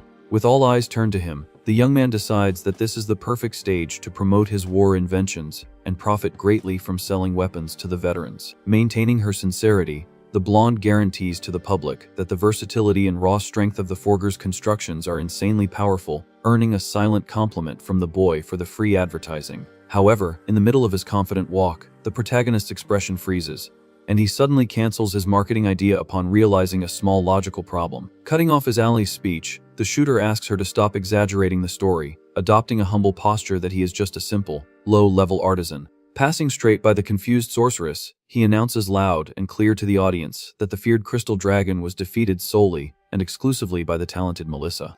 Boldly maintaining the lie, the boy guarantees that he was only brought along to solve the dungeon's puzzles, admitting that he would have been taken out in the blink of an eye without the protection of the advanced mage. Stuttering, not understanding the drastic change in narrative, the blue-haired woman just calls his name, sweating nervously before the entire deceived crowd. Faced with his partner's confusion, the boy observes her in silence, realizing that the lie has taken everyone by surprise. He mentally concludes that drawing too much attention now would only make his leveling progress much more difficult. The artisan reflects that the situation was perfect for promoting his weapons, but decides to postpone that plan for now. The glass sorceress quickly understands the ploy and deduces that he is passing on all the credit just to avoid attracting the attention of the guild's extremists. The crowd remains euphoric, praising the elite mage's magic and humility with shouts of approval. Quite embarrassed by the exaggerated attention, the woman nervously asks them to stop with all the flattery. With the image of the imposing floating castle in the background, she confesses to herself that in reality, she just accompanied the newbie during the mission. The scene soon changes to the bustling streets of the majestic royal capital under the golden light of dusk. Standing in the middle of the street, the blue-haired girl asks what her partner intends to do from there, and he replies that he will exchange the gems at the guild and head straight to an inn. The shooter plans to use the newly acquired magic stones exclusively to finance his future forging projects. Accepting the farewell, the warrior concludes that their paths separate for today, joking that it must be very hard for him to leave her behind. Paying no attention to the provocation, the hero just agrees dryly and says goodbye, turning his back. Annoyed by the cold response, the blonde grumbles about his lack of sensitivity, calling the boy complicated as she watches him leave. The Master Forger notices the woman's annoyance but concludes that at least he got the information he wanted, even if it was a vague guess. Alone on the street illuminated by the setting sun, the mage crosses her arms, huffing and complaining loudly that this whole situation seems very unfair.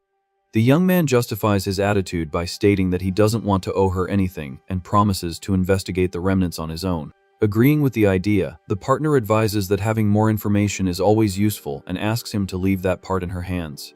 In an excited tone, she suggests they hunt together again in the future, guaranteeing that next time, she will be the one to carry him. Faced with the promise, the boy just lets out a low, enigmatic chuckle without confirming anything. The sorceress says goodbye, asking the newbie to be careful, and he returns the wish as they go in opposite directions in the city. During her solitary walk, the woman in red mentally admits that she still can't believe what happened. She reflects in shock on the absurd fact of being completely carried by a mere level 27 artisan. Conjuring a small sphere of fire in her hand, the mage wonders if she will achieve an equal destructive power to his if she manages to fully master her magical class. Suddenly, the girl's serene expression changes to pure alert as she feels a strong murderous intent in the air. Turning her head abruptly, she tries to identify the source of that bloodlust in the middle of the busy street. On top of a nearby roof, a masked assassin suddenly appears, wielding a deadly bow and arrow. The mercenary releases the string, and the sharp projectile cuts through the air at high speed, descending towards the street. With no time to hesitate, the warrior screams the Forger's name, desperate to warn him of the imminent danger. The hero hears the call and looks over his shoulder, realizing the ambush on the spot. In an impressive reflex, the boy throws himself to the side, dodging a direct attack from a shining dagger made by a second stealthy enemy. The killer fails miserably at the strike, and is shocked by the prey's absurd agility. Running to the scene of the attack, the partner finds that the mercenaries have already managed to flee far away. The artisan gets up from the ground, brushing off his clothes, and casually comments that ambush was a very close call. Sighing in frustration, the young man confesses that he never imagined the enemies would have the audacity to attack in broad daylight inside the capital. The sorceress concludes that the masterminds are getting desperate and warns that under these conditions, he won't be able to walk alone through the city for long. To solve the problem, she recalls the offer to teach him how to deal with the assassins, and the boy reluctantly accepts the suggested method. Exuding confidence, the blue-haired woman suggests charging a price to act as his personal bodyguard. The newbie refuses the offer on the spot, claiming it sounds too expensive and that he prefers to deal with the danger alone. Making a disappointed face, the warrior asks him not to do anything crazy and guarantees that he can count on her if anything goes wrong. With an ironic smile, the girl reminds him that, after all, they are now official members of the same group. The Master Forger observes her in silence, recognizing the weight of those words of partnership. Noticing his fixed gaze, the mage asks if he has a problem with them forming a team, but he quickly denies it. Showing determination, the boy warns that he won't forgive her if he ends up getting taken out by some random assassin, as he now considers her a valid companion. Displaying his typical arrogant smile, the protagonist decrees that he will not perish by any means until he reaches the coveted level 999. The red-clad blonde turns and waves in a friendly manner, saying "see you later" as the sun sets in the city. Alone on the street, the artisan feels the breeze on his face and reflects on the unexpected turns of his new life. He recalls the days in the virtual reality game where he focused exclusively on leveling up alone, finding it much easier not to carry dead weight. In a mental vision of his combats, he ponders that having battle companions might not be such a terrible idea after all. Shaking his head, the boy mutters that these sentimental thoughts don't suit his practical personality at all. The hero decides to push these ideas out of his mind and focuses on the immediate priority of finding a solution against the hired killers. On the morning of the next day, the protagonist walks through the streets of the capital under a clear and sunny sky. With a serious expression, he thinks that he never imagined he would need to step into a place like that so soon, but circumstances forced him. The young man stops in front of a large, fortified building, looking like a small castle within the city. The building's facade bears the imposing emblem of the clan association, marking the Forger's new objective. A memory from the previous day emerges, showing the duo talking right after the victory against the Crystal Dragon about countermeasures against the assassins. At that moment, the glass sorceress revealed that the fastest way to protect himself was by joining a clan. The newbie questioned the suggestion, wanting to understand the purpose of joining one of those groups. The partner began to explain that these organizations are formed by adventurers, but he interrupted her, saying he already knew the basics. What the shooter really wanted to understand was how exactly this affiliation would help to ward off the mercenaries hired by the guild. Using nature as an example, the woman compared the tactic to a herd of animals, explaining that safety lies precisely in moving in large numbers. Concluding her reasoning, the warrior recommended that he join a large-scale, high-level clan, as these factions have connections with influential people. The boy repeats the phrase about people in power with a dark and calculating look. In his mind, the image of the guild's suited leader appears, remembering that the man with glasses had also suggested joining a clan sponsored by him. The sorceress finished her advice by stating that the affiliation would guarantee his physical safety and at the same time allow him to gather vital information about the enemies. Back in the present, the Master Forger crosses the double doors and enters the crowded lobby of the association. Observing the chaotic movement, the young man wonders how he will find and join exactly the type of organization he is looking for. As he walks, the other adventurers begin to recognize him and whisper in surprise that the newbie is not yet associated with any group. One of the guys comments that he is very famous among adventurers of the general category, spreading the buzz around the place. The artisan's fame runs wild, with people remembering that he recently shattered the absolute record of the Wolf Mine. Others whisper with wonder that he is the mysterious Forger who cleared the Sky Castle accompanied only by the elite mage the day before. Ignoring the gossip, the protagonist analyzes the hall's structure and realizes that there are separate reception counters for each clan category. The system explains that the classification defines the group's main objective, such as the conquest type, focused entirely on clearing dungeons. There are also specializations in social defense, collection and subjugation, in addition to the multifaceted type that encompasses all activities without restrictions. With his hands in his pocket, the hero notes that the desks dedicated to the general, conquest, and subjugation categories are by far the most sought after by the public. Despite the crowd, he shrugs, stating that the popularity of the functions is of no importance to his plans, and advances through the hall. Approached in the middle of the hall, the artisan turns his head, surprised by a robust warrior who calls his attention. Maintaining his calm posture, the boy stares at the stranger and directly asks for his identity. The blonde man gives a wide smile, surrounded by his group, revealing himself to be the master of the conquest type clan called Gazelles. Trying to recruit the newbie, the man states that he has heard great rumors about the Forger's talent, praising his raw strength. With a focused look, the shooter listens to the invitation without showing initial interest while analyzing the situation. Suddenly, the conversation is interrupted by an elegant man who tells his rival not to bother the newbie with conquest groups and advises that a general faction is much more advantageous for gaining experience. The new leader introduces himself as the master of the B-rank clan called Tigers and extends a warm invitation for the boy to join them. Furious with the interruption, the first leader shouts and lunges, arguing that there should be a waiting order to speak with the recruit. A real commotion starts around the protagonist, with dozens of adventurers physically fighting for the chance to recruit the young prodigy. Observing the fight, one of the onlookers comments that he is astonished by so much fuss over a level 27 guy, deducing that he must possess a valuable secret. Influenced by the buzz, other group leaders begin to consider the idea of also entering the dispute to recruit the boy at all costs. With shouts from all sides, a third adventurer boasts, offering a spot in an A-rank clan, justifying that the number of members is what matters most in the end. Staring at all that commotion, the hero lets out a sigh, asking everyone to be silent for a brief moment.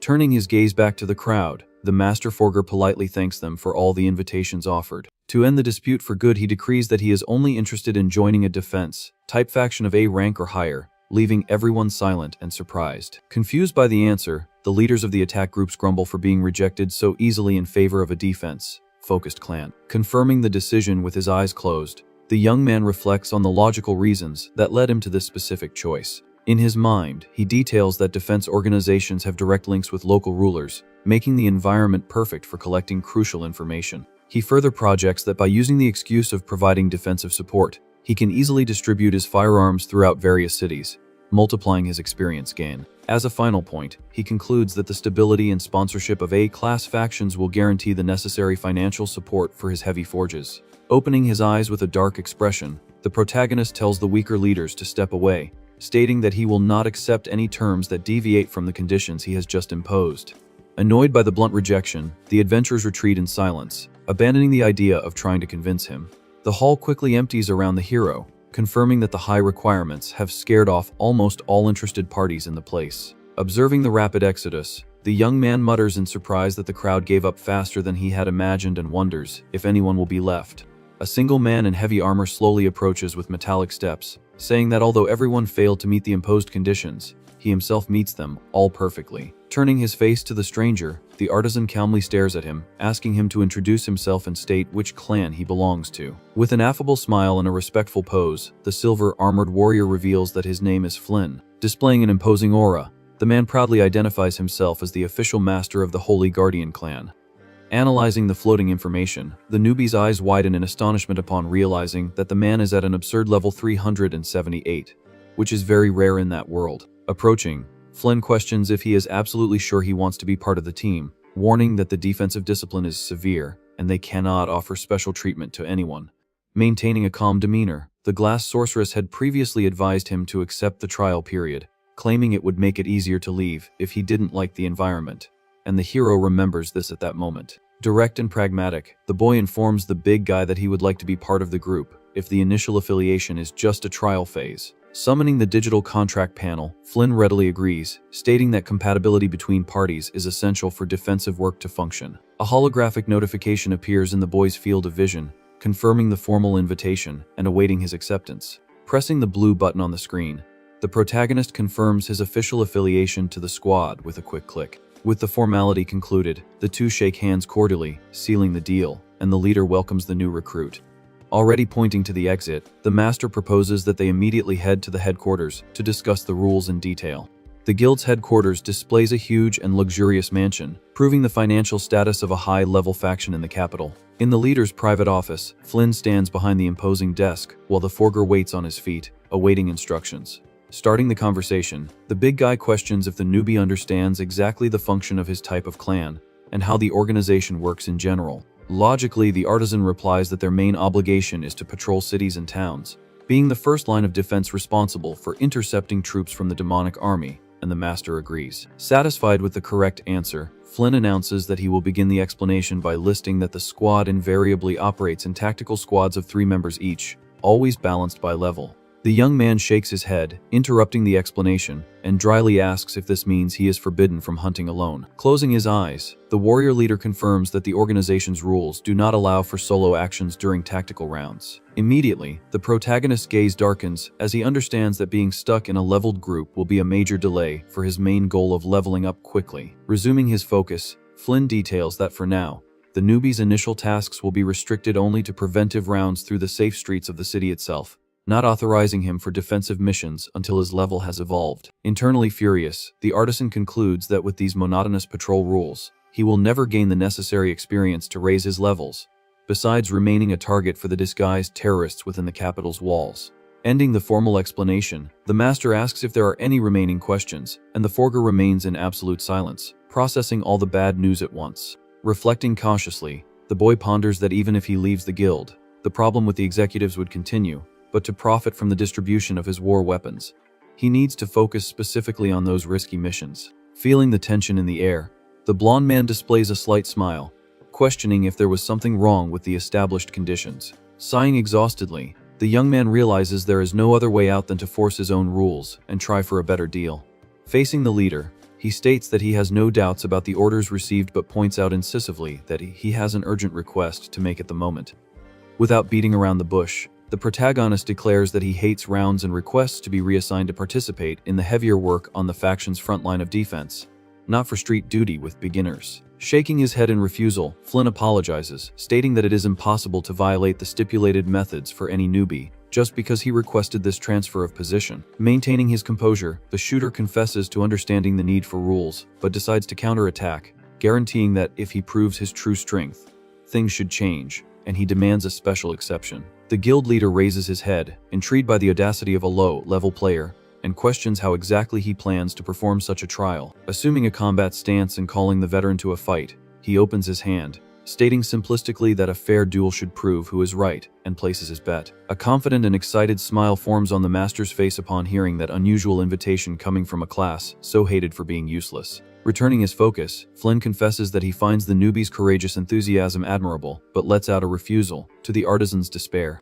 With his face turned away, the blonde decrees the refusal of the bet on the spot, breaking the tense atmosphere of the environment, leaving the young man frustrated with the cancellation of his strategy. Outraged by the immediate rejection, the forger asks why he refused the combat. The master coldly replies that the proposal has absolutely no advantageous benefit for his side. Adopting a calm tone, Flynn suggests that the recruit dedicate at least a week to the standard rules to try to adapt to the service before demanding changes in his routine in the newly joined organization. Reluctantly, the protagonist yields and accepts the proposal to observe how the team acts, but reminds the master that the affiliation is temporary, so he can leave if something doesn't please him along the way. Frowning, the shooter concludes in his thoughts that stretching the useless discussion would only bring him more headaches, and decides to let it go. Suddenly, knocks are heard on the wooden office door, drawing the attention of both. The giant blonde man smiles at the newbie and announces that the members of his first squad have finally arrived in the room to introduce themselves, and he asks, confused,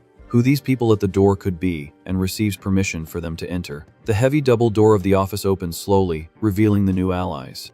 With a focused and suspicious look, the hero assesses the silhouettes, believing they would be from the group's elite, who would be monitoring his steps from that moment on. Beside the room's entrance, Flynn introduces the lancers Naoki and Hina, and the 2 warriors, armed to the teeth, stand proudly on the carpet. In a very lively and loud tone, the red-haired swordsman named Naoki greets everyone in the place while displaying his badge with level 55 on his chest. Next, his partner Hina, with a contagious smile, extends her hand in a friendly greeting, revealing her level 40 on the system panel, and the hero stares at the information of his new colleagues with a bored look. With veins popping on his forehead from pure indignation, the protagonist grinds his teeth, noticing the absurd level difference of that team, deducing that he will have to patrol the entire village accompanied by these pathetic beginners in the formed squad. At the room's meeting, Flynn patiently clarified that the tactical balancing in trios leveled everyone based on the lowest member, and that due to this, he had to put the duo on the team to fill the required spots from the base. But the justification fails and the distrust only grows. Immediately, The flashy boy questions the newbie's tactical ability upon realizing that his sloppy appearance doesn't fit the rigid established rules at all, stating loudly and clearly that this skinny guy seems incredibly weak in combat in the main squad. Interrupting his colleague's talk, the girl asks him to wait a bit, calling his attitude totally rude. With a serene smile, Master Flynn explains that despite the low level, the newbie is quite famous in the city streets.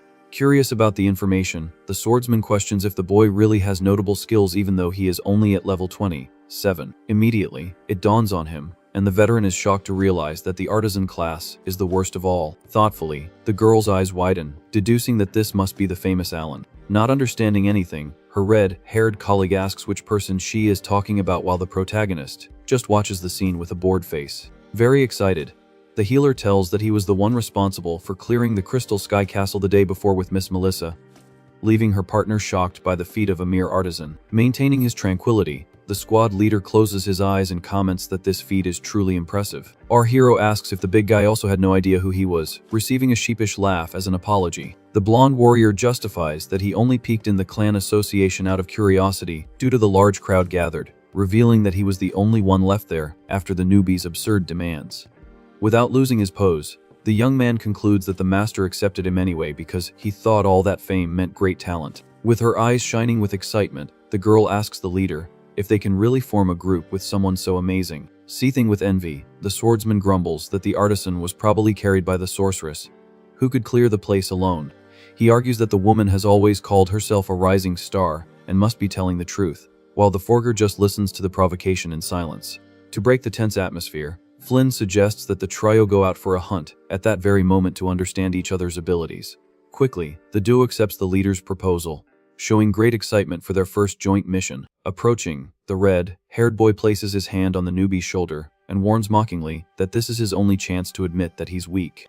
Annoyed by the attitude, the protagonist finds it irritating that the veteran picks a fight for no reason and decides to just flatter him to end the matter quickly. Through pure irony, the boy fully agrees, stating that the sorceress dominated the dungeon alone and that he was just a useless parasite on the journey. Displaying an extremely proud smile, the swordsman beats his chest, celebrating that his theory was completely right from the beginning. Patting his companion on the back, the veteran tells the newbie not to worry and to leave all the heavy lifting to him, while the artisan laments the sudden intimacy. After saying goodbye at the mansion's door, the trio finally sets off for their first official hunt through the city streets. Alone in the office, the master smiles, realizing that the young forger is a terrible liar, as someone at level 27 could never even reach the floating castle. With a deep look, the experienced warrior concludes that an adventurer capable of making the impossible a reality is definitely not a mere parasite. The scene changes to a dense, dark forest indicated by the system as the Forest Events, recommended for level 35, and the squad leader asks if the newbie knows the place. Maintaining a neutral expression, the protagonist denies any practical knowledge, internally revealing that he always avoided that area in his old game because the experience reward was real trash. In command of the group, the red-haired man explains that the place is infested with monstrous trees impossible to detect with the naked eye without specific skills. Using logic, the shooter points out that lance warriors don't have tracking magic and suggests forging some visual equipment to facilitate the work. Exuding confidence, the veteran tells the newbie not to underestimate the duo, guaranteeing that those wooden creatures pose no threat. Suddenly, our hero's gaze shifts, and he perceives something dangerous moving stealthily in the forest gloom. Two enormous red eyes glow in the darkness, and the boy calmly tells his colleague to look to his left. From the shadows, a gigantic and frightening monstrous tree charges violently at the group, taking the red-haired warrior completely by surprise. Worried by the sudden attack, the girl desperately asks if her partner is injured. Displaying an excited smile, the veteran confirms that he is in perfect condition, ready for combat. In a quick call to his companion, the duo charges fearlessly against the creature leveled at 35. Faced with the threat, the wooden monster lets out a dark roar, opening its huge serrated maw. With lances held firmly, the two warriors run in sync, cutting through the wind towards the giant target. Through extremely agile spins with their weapons, they prepare a coordinated close-range assault. At an impressive speed, the duo delivers a veritable storm of thrusts, piercing the beast's trunk from all sides. Observing the tactic, our protagonist analyzes the movement, noting that this is exactly how a typical adventurer from that world should fight. Glancing over his shoulder with an arrogant smile, the squad leader tells the newbie to pay close attention to this impeccable teamwork. Without showing any surprise, the master forger just gives a lukewarm compliment, irritating his partner, who was expecting a shocked reaction. To cut the distraction, the healer demands that the red haired man maintain his focus on the battle to finish the job once and for all. Heeding the order, the veteran spins his heavy lance with full force, preparing the definitive blow. Positioned before the colossal beast, the two allies prepare to withstand the enraged monster's retaliation. In the blink of an eye, the protagonist's expression changes as he hears suspicious noises coming from right behind the group. The forest's gloom reveals dozens of red eyes, confirming that an entire horde of cursed trees has silently surrounded them. Oblivious to the rear danger, the red-haired leader encourages the newbie to try to fight, promising cover if the situation gets out of control. With a confident smile, the young man states that this guarantee is very comforting and decides to show a bit of his work. Without wasting time, he immediately invokes his divine ability, concentrating intense rays of blue energy in the palm of his hand. The light condenses into a gigantic and heavy Gatling gun, illuminating the darkness of the scene. Completely stupefied, the veteran duo questions what kind of bizarre object that is, guessing it's a peculiar weapon. With the legion of monsters rapidly approaching, the shooter reflects that he could use a thermal sight to identify the stealthy enemies. Scrapping his own idea, he fixes a merciless gaze and concludes that tracking individual targets doesn't matter if he simply sweeps the entire area at once. With a firm squeeze of the trigger, the master forger fires a veritable golden storm, blinding everyone in the middle of the dense woods. The continuous burst of piercing lead tears through the dozens of wooden beasts simultaneously, turning the monsters into pure sawdust. Haunted by the explosive power, the two teammates watch the massacre with their jaws dropped, admitting it's something incredible. A huge trail of destruction cuts through the forest, completely eradicating any and all threats that were hidden in that dark corridor. With his face turned in a friendly smile, the boy casually states that he managed to handle it, and thanks the fake senior. Totally paralyzed by shock and terror, the warrior's eyes widen, realizing that the supposed parasite possesses a firepower far beyond human comprehension. Excited, the girl praises the newbie's raw strength while her red-haired partner stutters, trying to hide his shock, calling the feat a decent job. Suddenly, heavy footsteps crush the dry grass, catching the entire group's attention. The forger's expression hardens as he hears a dark voice warning that it had finally found him in the darkness. A threatening silhouette stops in the middle of the clearing, staring lithely at our protagonist. The mysterious invader reveals himself with a murderous aura and a sick smile on his face. With wide eyes bordering on madness, the swordsman Lucas greets the artisan, celebrating the unexpected reunion. Faced with the psychopathic expression, the hero displays only a look of pure boredom, without the slightest drop of concern.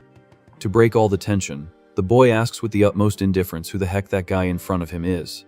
Seething with hatred at the affront, the thug bellows at the top of his lungs, asking how he dares to forget the great warrior Lucas. In complete silence, the shooter listens to the brute complain about the humiliation suffered in breaking the dungeon record, while his teammates break into a cold sweat from the intimidating presence. Exuding superiority, the villain points to his own digital panel, demanding that the newbie observe his new level of 73. In a quick memory search for the scenes from the Wolf Cave, the young man perfectly recalls that the thug was stuck at level 65.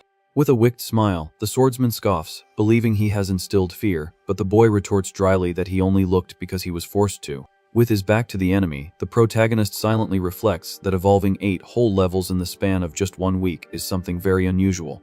Through a shrewd look, he concludes that such rapid growth in a high-level range completely contradicts the known efficiency standards in this fantasy world. Seething with hatred, the swordsman bellows at the top of his lungs, guaranteeing that all of this was planned exclusively to defeat the forger. Staring at the situation with pure boredom, the protagonist questions how his rival intends to resolve this, since they are not in an instanced dungeon to compete for clear time. Drawing his sword from its sheath, the thug warns that he won't do anything boring like that and demands a 1-1 duel right there. With a sidelong glance, the boy casually inquires about the whereabouts of the bully's partners.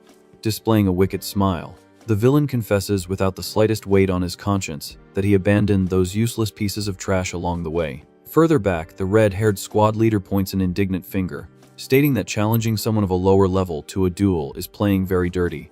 Emanating a frightening aura, the brute tells the audience to shut up immediately, making the healer cringe in terror. The young artisan summons his pistol with a bluish digital light and agrees to the clash, warning that the opponent's disadvantage will be too great in a direct duel. With a mocking smile, the mercenary tells the boy to stop acting tough, as he has already discovered the secret behind that so-called firearm. He reveals he threatened the guys from the wolf mine to get the information that the equipment is lethal against monsters but totally useless against humans. Sticking his tongue out in an extreme gesture of provocation, the thug scoffs, suggesting the newbie forge a sword too, if he wants any chance of victory. Without any ceremony, the shooter points the pistol forward and pulls the trigger, firing a quick shot. The projectile cuts through the air, buzzing dangerously close to the convinced adversary's head. A sharp cry of pain echoes through the forest as blood spurts from the swordsman's torn ear. Holding the still, smoking weapon, the hero apologizes with a cold expression, warning that the bully's intelligence is completely outdated. Thrown to the ground and holding his bloody ear, the thug cries in pain while the protagonist warns him not to worry, as the next shot will go straight through. Sweating bullets, the swordsman groans, trying to stop the bleeding from the graze wound caused by the unlocked weapon. Turning his back, the coward flees, running through the forest and shouting that he will let the boy go unscathed this time, telling him to remember this moment. With a tired sigh, the artisan confesses that he has no confidence he will remember that trash, while the red-haired man is shocked that he scared off a level 73 so easily. With flushed cheeks, the healer watches the scene, completely amazed by the recruit's cool attitude. Resuming his walk, the hero decrees that now all that's left is to defeat the King of the Ents in the DPS area to finish the mission for the area. The girl animatedly comments that she always thought the Forger class was very weak but realized it can be incredibly strong depending on how it's used in combat. The boy agrees that the profession has peculiarities that are difficult to master, but is perfect for him. Changing the subject soon after to ask why she chose to be a lancer. Trembling with jealousy, the squad leader notices the friendly interaction and despairs, thinking the newbie will steal his partner's attention. Butting into the conversation, the red-haired warrior interrupts the blushing girl, asking abruptly if the shooter has a girlfriend or anything of the sort. In an exaggerated leap, the veteran places himself right between the two, shouting for the artisan to wait a second. Telling his companion to watch the surroundings carefully, the red-haired man assumes an authoritarian posture, receiving complaints from her about this sudden attitude. Pointing a finger in the protagonist's face, the leader announces that the two of them will have a strategy meeting right now and ignores the boy's refusal about the necessity of it. Grabbing the newbie's arm, the warrior forcibly drags him away, grumbling for him to just follow, while the lancer is left behind, not understanding anything. Already distant, the healer complains out loud that a tactical meeting should involve the entire squad and not just the two of them isolated in the dark woods. With an extremely serious expression, the red-haired warrior confesses that the story about the strategy was just an excuse for them to talk alone. Without showing the slightest interest, the shooter maintains his neutral expression, awaiting his colleague's big secret. Unexpectedly, the leader throws himself to the ground in a humiliating bow and begs the recruit to keep his hands off his teammate, leaving the boy completely confused. On his knees, the veteran explains that he and the girl are childhood friends, but his feelings go far beyond simple friendship. Blushing and in total desperation, the swordsman bellows that he is completely in love with her and that the newbie's cool attitude is ruining his romantic chances. Faced with that pathetic declaration, the master forger lets out a long, drawn-out sigh of mental exhaustion. The boy declares that he hates wasting time on unnecessary drama, deciding internally that the best solution is to simply help the two of them get together at once to end the nuisance. Asking his colleague to relax, the protagonist assures him he has no interest in romance and offers to give him a hand with the girl, drawing a shocked reaction from the lovelorn man. The hero proposes that they put on a little show during the upcoming boss battle, making his partner question what the exact plan would be. As a first step, the artisan decrees that the warrior will have to face the monstrous beast completely alone. Confused by the tactic, the red-haired man argues that the forger's brutal attack power would take out the creature before he could even land the first blow. To solve this, the newbie reveals that he can apply damage restrictions to his own weapons, promising to feign difficulty in combat, so that the senior can intervene heroically and steal the scene. A threatening image of the King of the Ents illustrates the boy's explanation that the target's weakness is mobility, guaranteeing that focusing on fast, evasive attacks will ensure a solo victory. Crying with emotion, the veteran grabs the recruit in a tight hug, calling him the best friend in the world, while the young man grumbles, asking to be let go immediately. After the quick conspiracy, the duo returns, walking to where the lancer awaits them, and the leader confidently announces that it's time to take down the area's boss. The imposing King of the Ents emerges from the depths of the forest, displaying its 3 red eyes and marking level 35 on the holographic system. Frightened by the wooden monstrosity, the love-struck warrior sweats nervously and stutters about the creature's overwhelming size. Taking the front of the group, the shooter tells the duo to stay back, stating that they don't need any plan for this fight. In a whisper so as not to spoil the show, the protagonist tells his colleague that he's counting on him for the heroic finish. With an affirmative nod, the veteran adopts a serious and focused posture, ready to execute his part of the secret agreement. Through his digital energy, the Master Forger's hand glows with an intense blue hue, activating the command for weapon creation. A tactical assault rifle materializes perfectly in the air, displaying on the panel an attack power drastically reduced to level 5. The boy silently reflects that he has minimized the machine's attributes as much as possible. But since he couldn't zero out the damage, he hopes the low power doesn't accidentally take out the target. The healer comments with surprise on the appearance of another different firearm, noting the Forger's vast arsenal. In an agile run towards the monster, the recruit explains that the rifle has less impact than the Gatling gun but compensates with ease of handling and mobility. In a continuous burst of fire, the hero declares out loud that he will finish the job right there to thicken the act. The golden projectiles collide harmlessly against the giant tree's hard bark, just ricocheting without causing any real scratch. Watching the ineffective attack, the Lancer lets out a sound of doubt, not understanding the sudden drop in her partner's firepower, who had previously decimated a horde. In false desperation, the young artisan shouts that the weapon isn't working and claims to have messed up the settings, fearing an imminent defeat. To take advantage of the perfect cue, the red-haired warrior leaps to the front line, telling the newbie to leave the monster to him while the girl urges caution. With extreme confidence, the swordsman reassures his beloved, asking her to just watch his incredible heroic demonstration in the field. The healer's worried look transforms into deep admiration at her childhood friend's sudden courage. In a great acrobatic leap, the veteran advances through the air, preparing his sharp lance for a devastating impact. A deafening war cry tears from the warrior's throat as he concentrates all his physical strength into the downward blow. The tip of the lance collides violently right in the center of the King of the Ent's trunk, creating a cloud of dust and splinters in the air. Amazed by the impact, the girl praises the squad leader's strength, cheering for him with flushed cheeks. Completely bored, the artisan assesses his colleague's strength and concludes that the battle will take a while but shouldn't be a major problem. Landing on the ground with an arrogant smile, the red-haired man boasts of his accurate attack, acting as if he has already won the challenge. Totally unscathed, the wooden boss rises before the bully, who scoffs at its lack of reaction, asking if the creature is just big and useless. Stealthily, a thick root from the tree creeps along the ground and wraps itself firmly around the inattentive attacker's ankle. At the sudden grip on his leg, the warrior's smile vanishes, giving way to an expression of pure terror and shock. In a brutal pull, the creature flings the group leader into the air upside down, leaving the unfortunate man completely disoriented.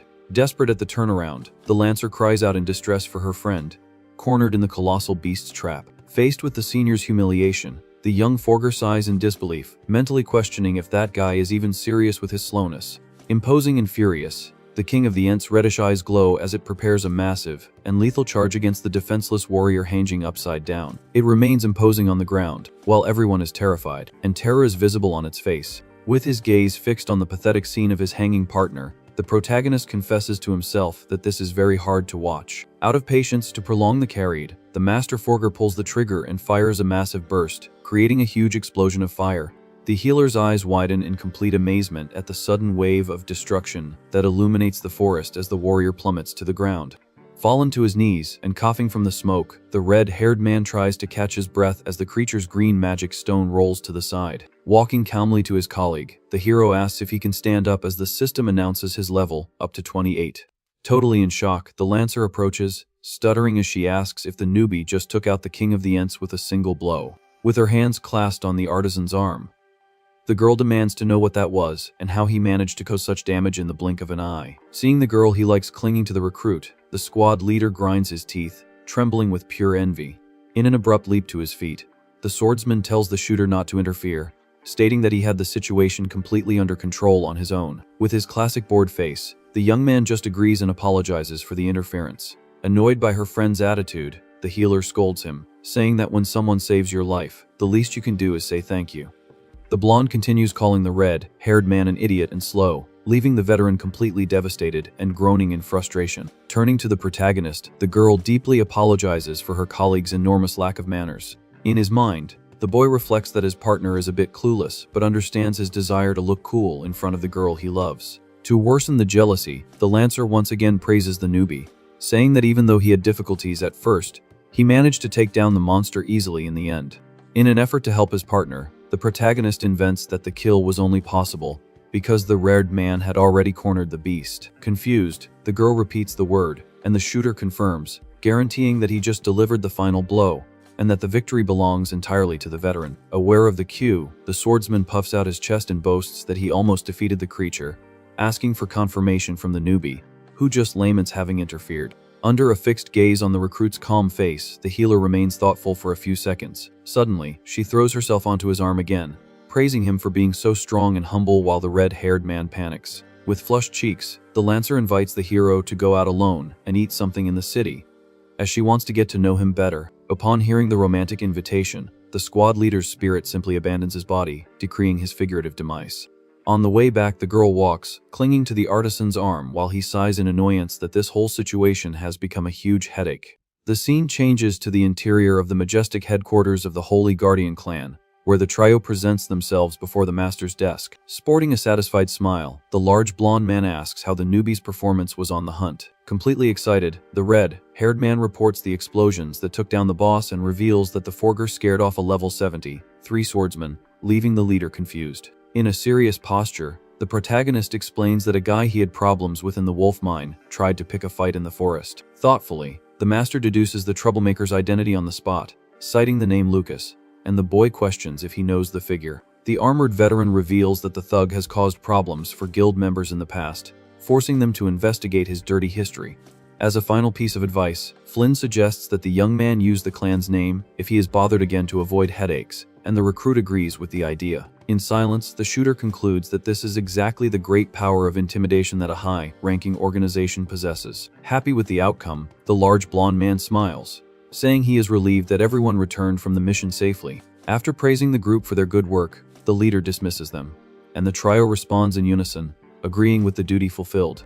Very excited, the healer suggests that the four of them go out to dinner together and turn the occasion into a welcome party for the newbie. Unfortunately, the master refuses the invitation, justifying that he still has a lot of paperwork to resolve in the office, leaving the girl disappointed. Without losing her spirit, the Lancer decrees that the night outing will then be just between her and the Forger, making the red-haired man let out a cry of indignation.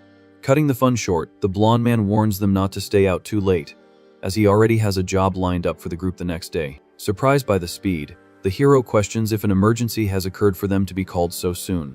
With his face resting in his hands, the experienced warrior explains that an official request has just arrived, addressed directly to that squad.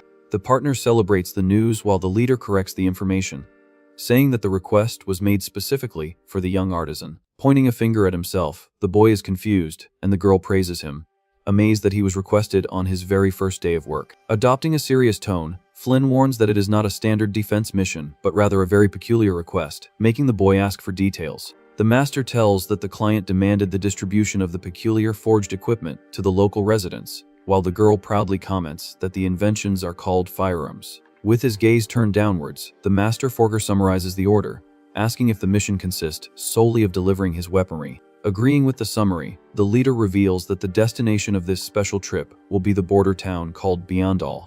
Astonished by the destination, the healer asks if that place isn't the city on the front line that lives in constant war against the enemy army. In confirmation of the information, the blonde man argues that it is precisely for this reason that the local leader, named Olivia, wants her residents to fight armed with the newbie's forges. Reinforcing the danger, the clan master repeats that it is not a common patrol and leaves the artisan free to refuse the offer if he doesn't feel prepared. Without a second thought, the protagonist accepts the job on the spot, exuding confidence. Mentally, the young man celebrates the blessing of this opportunity, as freely spreading his inventions on the front line will cause his level to skyrocket passively and efficiently. Satisfied with the recruit's courage, the big man announces that he will confirm the request and questions if the acceptance means he is now a full member of the clan.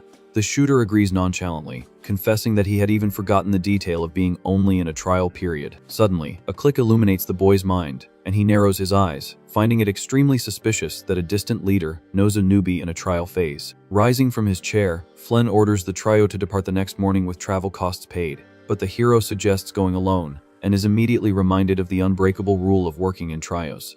Back on the Master Forger's arm, the Lancer invites him to explore the city together as soon as they finish the job, receiving a look of pure exhaustion. Trying to get rid of the girl, the shooter suggests she take the tourist trip accompanied by the red-haired man. Against the suggested idea, the girl bellows vehemently that she wants to go only with him, breaking her childhood friend's heart, while the master scolds her for her lack of consideration. Worn out by mental exhaustion, the protagonist sighs and confirms his presence on the next day's mission, ending the matter. The trio turns to leave the room, with the girl excitedly calling the newbie towards the wooden door. In an abrupt stop at the exit, the young man turns his head and asks to ask one last question to the blonde veteran, who listens attentively. Very cautiously, the recruit questions how the so called client already knew that he had joined that organization, since he was only on a verbal trial day. The big man tries to justify it, stating that she probably checked the association's member registry, which is updated in real time. Against the flawed logic, the boy argues that the trial period is not entered into the official records and asks how a noble from so far away would know of his existence in the guild, suggesting that the master himself be questioned about it. With his face covered in shadows, the faction leader's gaze hardens, and he asks in a threatening tone if there is a problem. Facing the superior coldly, the forger denies the problem and ironically notes the curious fact that information about a mere level 28 beginner travels so fast across the country. Through a sinister laugh, the veteran points out that this curiosity sounds like a serious accusation and challenges the newbie to refuse the job if he is dissatisfied. Behind the closed door, the shooter guarantees that he will carry out the task while Flynn mutters alone in the office that he will resolve everything perfectly. The evening light bathes the city's castle towers, marking the end of the workday at that turbulent headquarters. In the barracks corridors, the Lancer notices the recruit's heavy expression and asks if something is bothering him, but he brushes it off on the spot. Lost in his own thoughts, the protagonist assesses that being requested so specifically and quickly is a blatant trap. In the darkness of the office, the blonde warrior watches the street from the window as the hero deduces that the master is probably one of the extremists who wish to protect the Demon King. The scene changes radically the next morning, displaying an aerial view of the colossal walled city of Beyondall on the front line of the conflict. A gigantic pillar of magical energy breaks through the sky, teleporting the defensive squad directly to the war zone.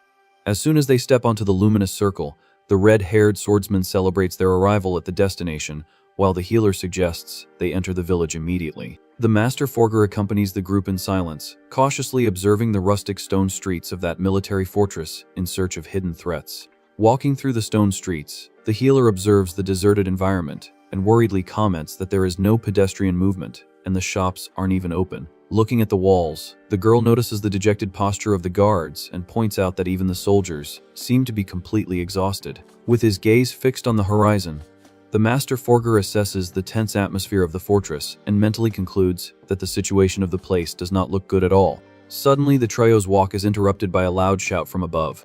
A heavily armored guard wielding an axe waves desperately, drawing the adventurers' attention on the street. Pointing behind the squad, the soldier warns of an imminent threat, telling them to look back. Caught by surprise, the red-haired swordsman turns his face, and his expression changes to pure terror upon facing the danger. A colossal green beast creeps stealthily through the shadows, assuming a predatory posture, ready to pounce. The holographic panel flashes, revealing the creature's identity as a giant lizard, marking the feared level 55 of the boss class. Completely terrified, the Lancer takes a few steps back and questions how the heck a boss-class monster managed to reach the center of the walled city. Faced with the massive threat, the guard on the wall raises his axe, sweating nervously, and warns that the situation is terrible as the beast prepares to attack. With a guttural roar, the giant lizard opens its maw and charges fiercely, forcing the warriors to leap away from the crushing impact. Without losing his composure, the protagonist extends his arm, activating his divine ability with an intense glow, and the forge command echoes through the empty street.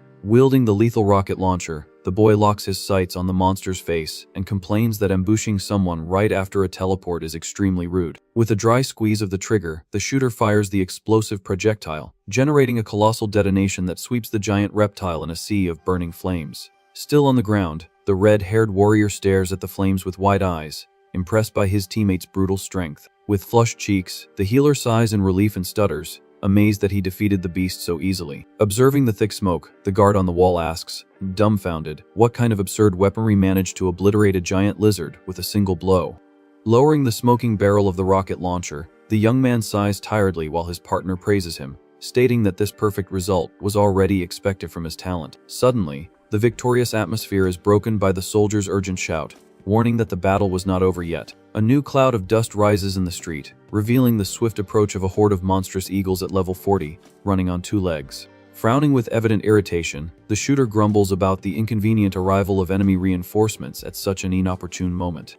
In the midst of the tension, a loud and confident laugh echoes across the battlefield, drawing everyone's attention to the source of the sound. A warrior on horseback appears, galloping at full speed, letting out a war cry as he charges without hesitation against the crowd of winged beasts. In a fluid and brutal movement, the knight spins his heavy halberd, delivering a clean cut that tears the monsters apart, sending goo spraying everywhere. With his face stained by the beast's goo, the newcomer displays a merciless expression, proving his extreme skill in close combat. Reining in his mount near the debris, the man directs his gaze to the protagonist and asks if he would be the forger known as Lord Allen. Calmly confirming his identity, the boy returns the question, wanting to know who the skilled warrior before him is. The long-haired knight proudly introduces himself as Gordo, holding the post of captain of the royal guard of that military fortress. The soldier informs that he came at the command of the sovereign Lady Olivia to escort the group, while the artisan silently notes that the captain's attributes are completely hidden in the system.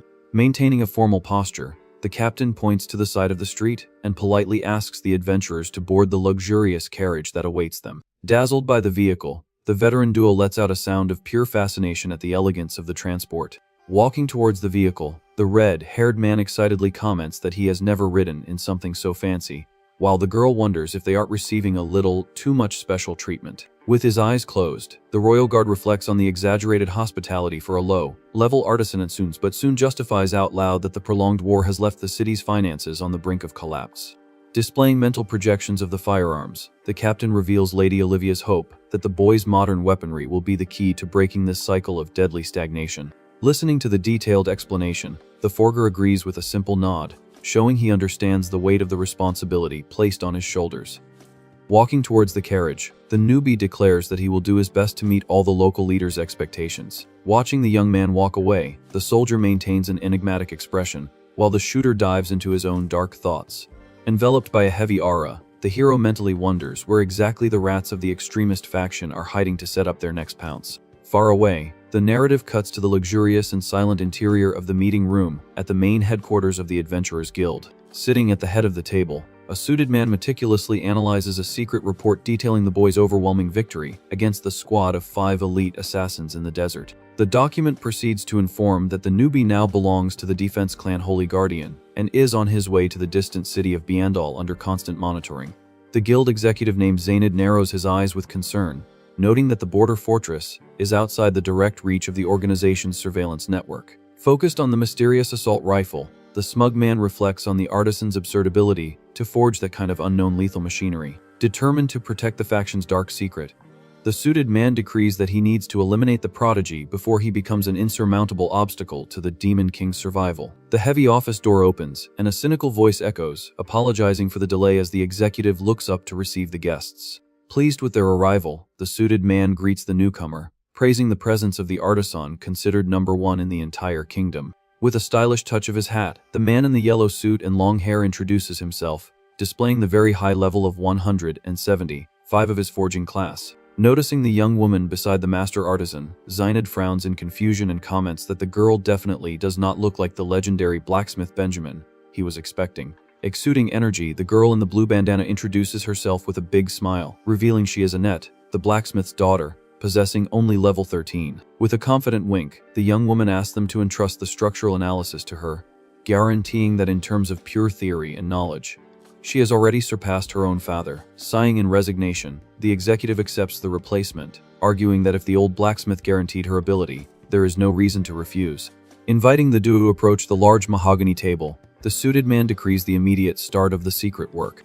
Sliding the seized assault rifle across the wood, Zainid reveals that this is the mysterious invention they must dismantle and analyze thoroughly. Observing the equipment up close, the man in the yellow suit laughs impressed, admitting that the real weapon has a much more bizarre design than in the recordings.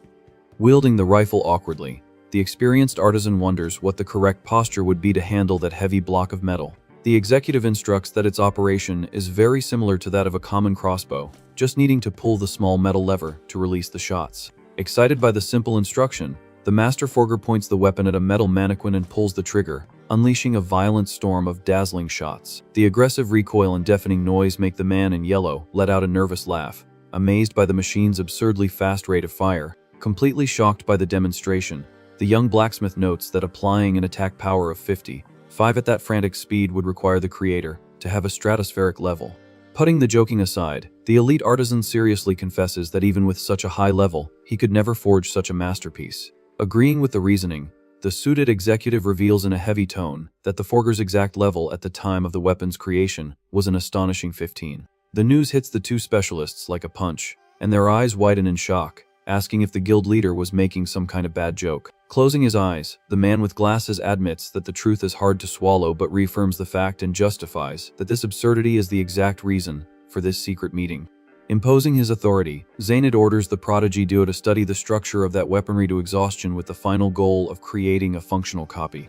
Pressing the demand, the executive guarantees that the success rate of the replica doesn't matter, as long as they unravel and master the internal engineering of the modern object. While the young blacksmith analyzes the metal's weight, the suited man recalls the fundamental rule of the system, where the forger's level directly determines the base attack power of the created equipment. Following this line of reasoning, the girl in the blue bandana deduces that if the level 175 master recreates the project, the result will be a weapon of mass devastation. A Machiavellian smile forms on the faction leader's face as he confirms that the young woman has hit the brutal mathematics of that dirty plan right on the head. Excited by the possibility of surpassing a mysterious prodigy, the artisan in the yellow suit bursts into laughter, guaranteeing that this job will be extremely fun and profitable. Enveloped by the office's darkness, the extremist with glasses reveals his ambition to raise an invincible military army entirely composed of shooters, equipped with those stolen inventions. With the technological theft guaranteed, the mastermind decrees the newbie's death sentence, stating that he will soon order a new assassination without leaving any loose ends.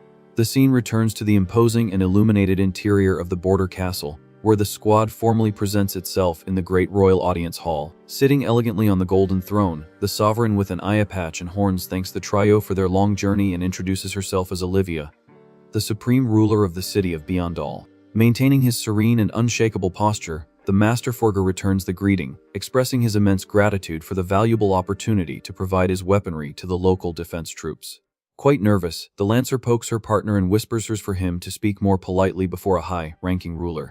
With a gentle smile, the blonde sovereign chuckles and says there is no problem at all with the adventurer's lack of formality. With his eyes closed, the Master Forger calls her a very tolerant leader and gets straight to the point, questioning where exactly he should distribute the weaponry. Sitting on the imposing throne, Lady Olivia asks that before the delivery, the boy explain what exactly that tool he calls a firearm is. The noble demands a practical demonstration to confirm the mysterious equipment's functionality and safety, and the young man readily accepts the test. Immediately, the protagonist's body is enveloped by intense blue rays, activating his divine ability right in the middle of the Great Hall. Surprised by the sudden magic, the eye patch wearing ruler's single eye widens as she closely follows the formation of the digital energy. The glow ceases, revealing an imposing assault rifle in the newbie's hands, which he formally presents to the local authorities. Behind the leader, the heavily armored guards watch the scene suspiciously, doubting the real effectiveness of that weird piece of metal. In a practical gesture, the shooter points the weapon forward and explains that there are several types of variations, but the handling base is always the same. Without any prior warning, he simply pulls the trigger, firing a loud and dazzling burst that echoes through the throne room. The red-haired swordsman collapses to the ground, screaming in terror as he sees the projectiles buzz dangerously close to his head. Furious with the scare, the veteran bellows, asking the reason for that sudden shot, while the boy apologizes with his classic bored face, claiming to have shot without thinking. Amazed by the bang, the ruler claps her hands, praising the formidable practicality of the equipment that will allow even common civilians to fight effectively. She quickly deduces that the safety lock that nullifies damage against humans makes the project perfect, and the healer takes the opportunity to ask a pertinent question. Curious about the extreme strategy, the young Lancer questions the real reason for forcing inexperienced civilians to actively participate in the war zone. With a serene look, the sovereign asks what the girl means by that doubt, receiving a confused expression in return. The healer naively argues that the presence of regular soldiers and hired defense clans should already be enough force to protect the place. Displaying a heavy expression, Lady Olivia reveals that the real problem is not the absence of military force, but the exorbitant financial cost of keeping these squads active. The leader explains that the demonic army's attacks occur rarely during the month, but the guard needs to be on high alert uninterruptedly, draining limited resources. In a dark tone, she details that the city receives subsidies from the kingdom, but the reality is that the amount doesn't even come close to what's needed, pushing the fortress to bankruptcy. Understanding the mathematical crisis, the Forger concludes that the place hired too much defense and was left completely without money to sustain the war operation. In a tone of pure relief, the ruler states that equipping the residents with the new machinery will dramatically reduce these costs, allowing for the urgent restoration of the local economy. The protagonist processes the word urgent and immediately deduces that the barrier situation is critical and of extreme importance. With flushed cheeks, the squad partner praises the newbie's sharp intelligence for understanding the region's politics so quickly. Seething with jealousy once again, the red-haired swordsman butts into the conversation, telling the girl not to be impressed by such an obvious and basic conclusion. With no patience for his colleagues' childish disputes, the Master Forger cuts the small talk and announces that his ability allows him to create 99 weapons at once. Quite focused, the young man expresses the desire to start mass production as soon as possible, and the noble designates the central square as the main distribution point. Handing the shining rifle into Olivia's hands, the shooter guarantees that he has applied the magical safety lock to prevent the bullets from accidentally harming humans. The ruler thanks him profoundly for the kindness and strategic care, holding the heavy iron weaponry with a smile on her face. With a nod, the leader summons the great captain of the royal guard, entrusting him with the task of escorting the outsiders to the public square.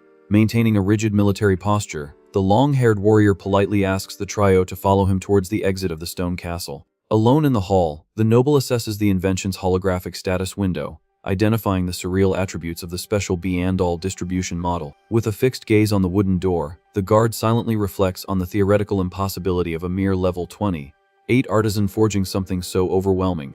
He deduces that regardless of the secret trick used by the forger, the performance of that war equipment is simply an extraordinary phenomenon. Displaying a malicious smile, Lady Olivia murmurs that now it makes total sense for the powerful guild executives to be making such a fuss over that boy. The luminous panel perfectly details that a forge's final power drastically depends on the creator's own base attack power, confirming the shooter's anomaly. The ruler focuses her mind on the boy's absurdly low level, highlighting the shocking detail that he causes that enormous damage without even using magical status accessories. With a sharp intuition and shining eyes, the eye patch-wearing woman envisions the real possibility that the newbie is the definitive vessel capable of annihilating the Demon King.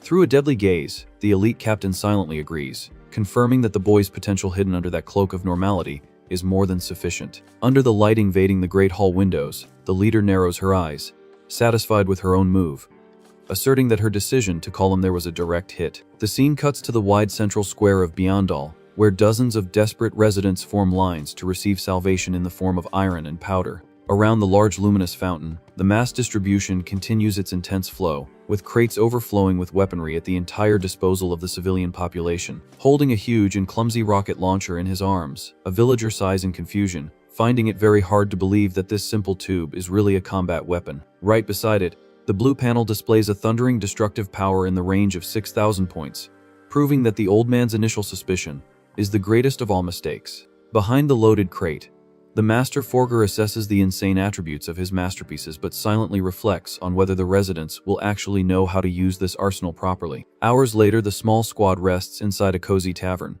enjoying the good meal offered after the long and stressful journey of public distribution. Chewing a nice piece of pizza, the hero genuinely praises the food's taste while continuing to activate his divine ability, creating luminous spheres without stopping to chew.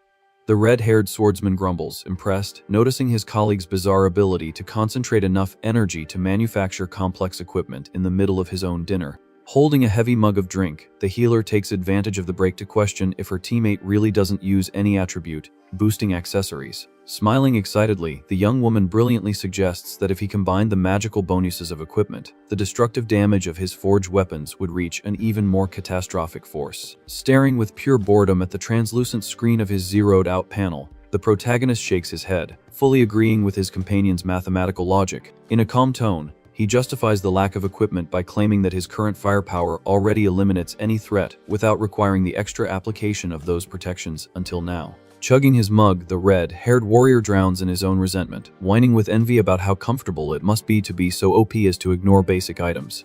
Ignoring his colleague's fake tears, the Lancer approaches, confessing that she understands his lack of offensive need, but introducing a new tactical perspective into the conversation.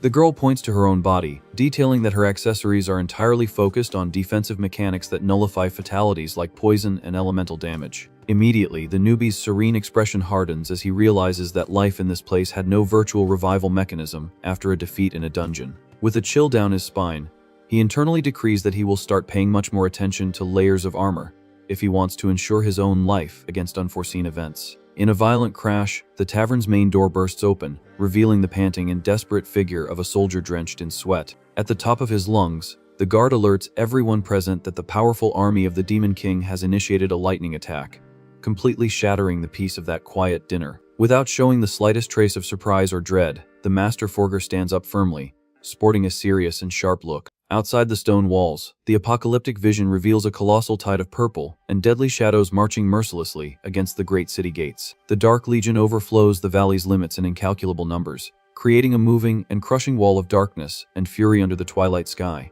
On the narrow top of the defense wall, the commissioned soldiers take their positions side by side with the simple civilians armed with modern rifles. In dark clothes and a large witch's hat, an infiltrated spy maliciously questions the pathetic reason for the desperate mix of warriors and unarmed commoners. Further back, the young artisan calmly carries the rocket launcher on his shoulder, instructing the girl that the procedure requires only the raw pressure on the tube's trigger. Thrilled to the core by the lethality of the unprecedented weaponry, the Lancer and the red-haired man let out cries of pure euphoria, unloading their machine guns frantically at the crowd below. Observing the scene, the mysterious woman displays a scornful smile, speculating out loud about which weak and miserable clan those annoying newbies must be members of. With narrowed eyes and a radiant smile, the healer maintains her continuous barrage, proving the brutal effectiveness of the lightning fast training received from her teammate. The spy's visual interface tracks the girl's affiliation and displays the emblem of the feared Holy Guardian clan, shattering the mage's sarcastic expectations in a millisecond.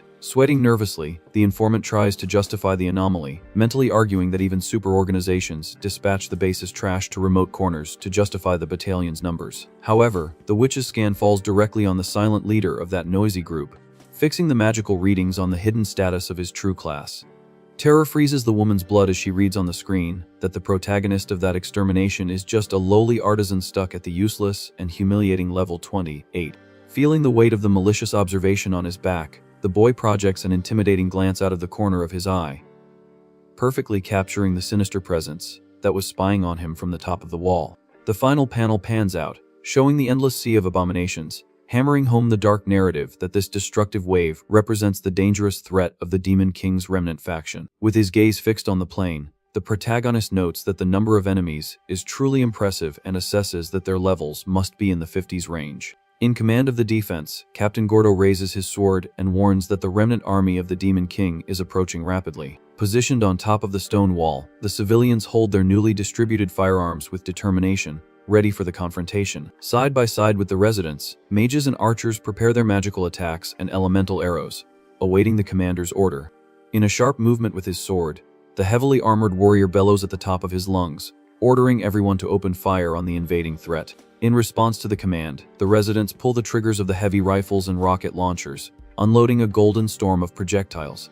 The relentless barrage of magical bullets cuts through the sky, falling like a true meteor shower on the dark troops. With a confident and calculating smile, the Master Forger aims his own armament, taking advantage of the chaos to contribute to the mass destruction. Violent collisions shake the battlefield, generating colossal explosions that light up the night and instantly disintegrate the monsters.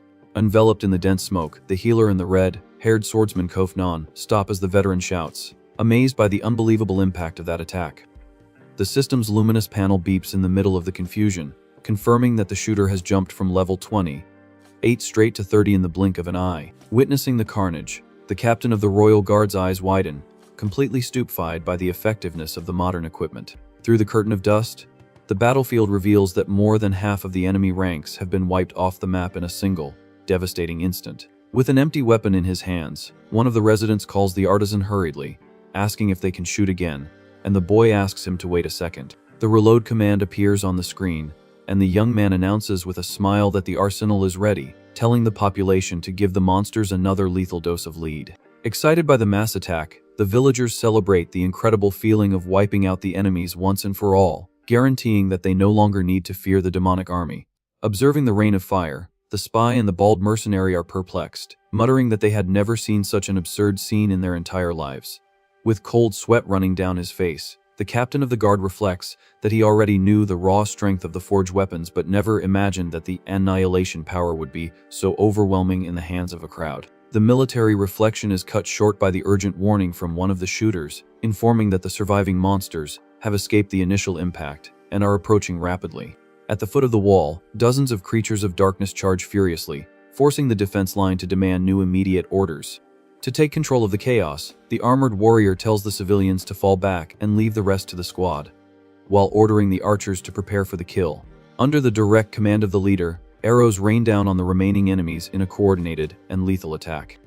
Sitting at the back of the roof, the mercenaries realize they will have no chance to fight, concluding that a forger from a large clan is really not there to mess around. With the last monster destroyed, the commander raises his fist, clenching it tightly for the absolute victory of that fortress. At the top of his lungs, the soldier declares the total annihilation of the threat with no casualties, marking that day as a historic triumph for the frontier. Joy takes over the stone streets, with the residents praising the protagonist as the great hero who ended the war in the blink of an eye. Far from the general euphoria, the newbie maintains his bored expression while his red-haired partner questions the reason for his despondency, whining about having lost the rare chance to level up in the battle. Confused, the healer retorts to her colleague, reminding him that the forger's level jumped to 30, miraculously rising 2 positions at once. With a tired sigh, the shooter explains that given the absurd number of enemies defeated, he should have gained at least 10 levels if it weren't for a limit imposed by the system. The sudden reminder lights up a bulb in the girl's mind, who finally remembers the limiting existence of the beginner's trial. By the world's rules, whenever an adventurer reaches the level 30 mark, they must compulsorily take the official test at the Royal Capital's Guild to unlock their progress. With his eyes fixed on the spoils scattered across the battlefield, the boy laments the waste of experience, aware that he will hardly have another opportunity to sweep an entire army in one go. Drowning in frustration, he reflects that if that colossal attack had happened just a few days later, his passive growth would have been astronomical. As the squad rests from the intense action, the movement of soldiers and leaders remains hectic on top of the defense platform. With a smile of relief on her face, the eye patch wearing sovereign approaches the trio, applauding the master forger's excellent performance. In a more distant corner, the bald mercenary secretly drools over the woman's striking beauty, being immediately reprimanded by the disguised mage at his side. Positioned in front of the newbie, Lady Olivia confesses that she planned to witness the power of the weapons personally, but was shocked to discover that the massacre ended in a few minutes. The ruler deepens her assessment, pointing out with precision that the weaponry distributed to the residents is structurally different from the rifle she received before. Quite calm, the protagonist justifies that due to the urgency in the enemy numbers, he adapted the inventions for area of effect damage attacks, casually questioning if he made the wrong decision. Promptly, the noble denies any error, praising the brilliant strategy that finally enabled autonomous and massive defense by the inexperienced civilians themselves. In an authoritarian tone filled with triumph, the leader decrees the immediate cancellation of all contracts with the mercenary guilds, keeping active only the partnership with the hero's clan. The devastating news hits the spy duo like a bombshell, and their eyes widen in complete disbelief at the merciless mass dismissal. To sweeten the exclusivity deal, the sovereign announces that the small squad's payment will be tripled, serving as a fair fee for the vital rental of the explosive tools. Totally euphoric, the healer celebrates the financial bonus, praising her colleague for having secured such a valuable contract on his very first day. Desperate with the sudden bankruptcy, the mercenary runs towards the noble, begging her to reconsider the expulsion, as the smaller groups certainly won't survive without that hard-earned money. Without showing the slightest drop of empathy, Lady Olivia stares at him coldly, asking if the visitor's financial problems have anything to do with her village's survival. The ruler's sharp and calculating gaze leaves the opportunists mute and completely without reaction to continue begging. Intending to reinforce her impenetrable position, she argues that the people sacrificed many essential resources to pay those fees for years, and if the external force is no longer necessary, the cut becomes a logical obligation. In support of the sensible decision, the long-haired warrior enters the discussion, remembering how much the fortress blood gold coins to fund squads that generated inflated maintenance costs. Annoyed by the audacity of the dismissed, the veteran throws it in the bald man's face that the enemy army only got so dangerously close to the walls because the hired mercenaries were lazy and useless. Pointing rigidly to the stairs, the swordsman tells the leeches to leave the wall, being immediately supported by the exhausted residents who curse them as tax thieves. With a diplomatic and elegant gesture, the sovereign raises her hand, asking her citizens to reduce the hostility and end the unnecessary discussion.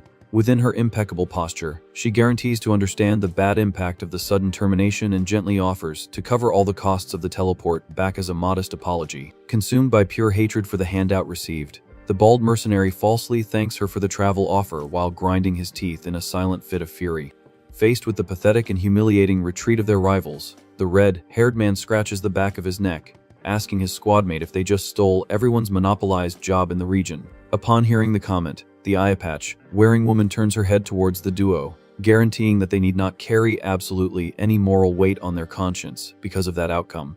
With her gaze focused on the movement in the lower courtyard, the noble points out that although the newbie has ended the mercenary contracts, he managed to return true peace to that blood-soaked land. After contemplating the relieved expressions of the villagers, the ruler states, pointing that the boy brought the old smiles back to the stone streets and should be immensely proud of his feat. In a warm and optimistic encouragement, the leader asks him to continue spreading this unequaled saving power throughout all the other frontiers of the continent that are still fighting desperately against the remaining monsters. Contagious by the inspiring speech about salvation, the healer and the warrior agree with a vibrant energy, showing they are 100% ready for the next great adventure. Hidden in the corridor near the wall's stairs, the bald mercenary catches the hopeful conversation and is absurdly frightened by the idea of spreading those strange weapons to other strategic regions. In thermal shock from the discovery, the villain deduces that if the boy distributes this destructive machinery throughout the continent, the secret faction will lose its mercenary power and go miserably bankrupt. Without noticing the deadly conspiracy forming behind his own back, the Master Forger holds his weapon relaxed and informs his companions that they need to resume the public distribution as soon as possible. During the calm walk towards the stone stairs, he adds that he wants to finish the tiresome job quickly to travel to the capital and break his level limit in the beginner's test. Full of burning resentment, the mercenary fixes his dark gaze on the newbie's back, blaming the miraculous success of those insane inventions for all the financial misfortune his gang has just suffered. Moved by a cruel murderous instinct, the brute takes a stealthy step out of the shadows, faithfully believing that eliminating the boy will solve the structural problem of the plan at its root. Under the guise of a curious man, he calmly approaches from behind the shooter, striking up a conversation about the strange magical iron tube, just as an excuse to shorten the distance. Immediately, the hero's deep survival instinct sounds a disturbing alarm, forcing him to stop walking and cast a sharp glance over his shoulder. Willing to reveal his true murderous intentions, the extremist opens a sadistic and terrifying smile, flexing his muscles to make the final pounce on the apparently defenseless boy. In a swift and explosive advance, the criminal launches the full corpulent weight of his charge directly against the protagonist's back, causing a cowardly impact. With no time to adjust his posture or plant his feet, the shooter is violently thrown beyond the edge, cruelly pushed off the safe limits of the Great Wall. Caught completely by surprise by the cowardly attack, the red-haired swordsman's eyes widen, stupefied by the absurdity of seeing his group mate flying defenselessly towards the frightening void. The same petrified expression of terror takes over the beautiful face of the ruler, who watches the tragic scene from the sidelines without any chance of casting a saving spell in time.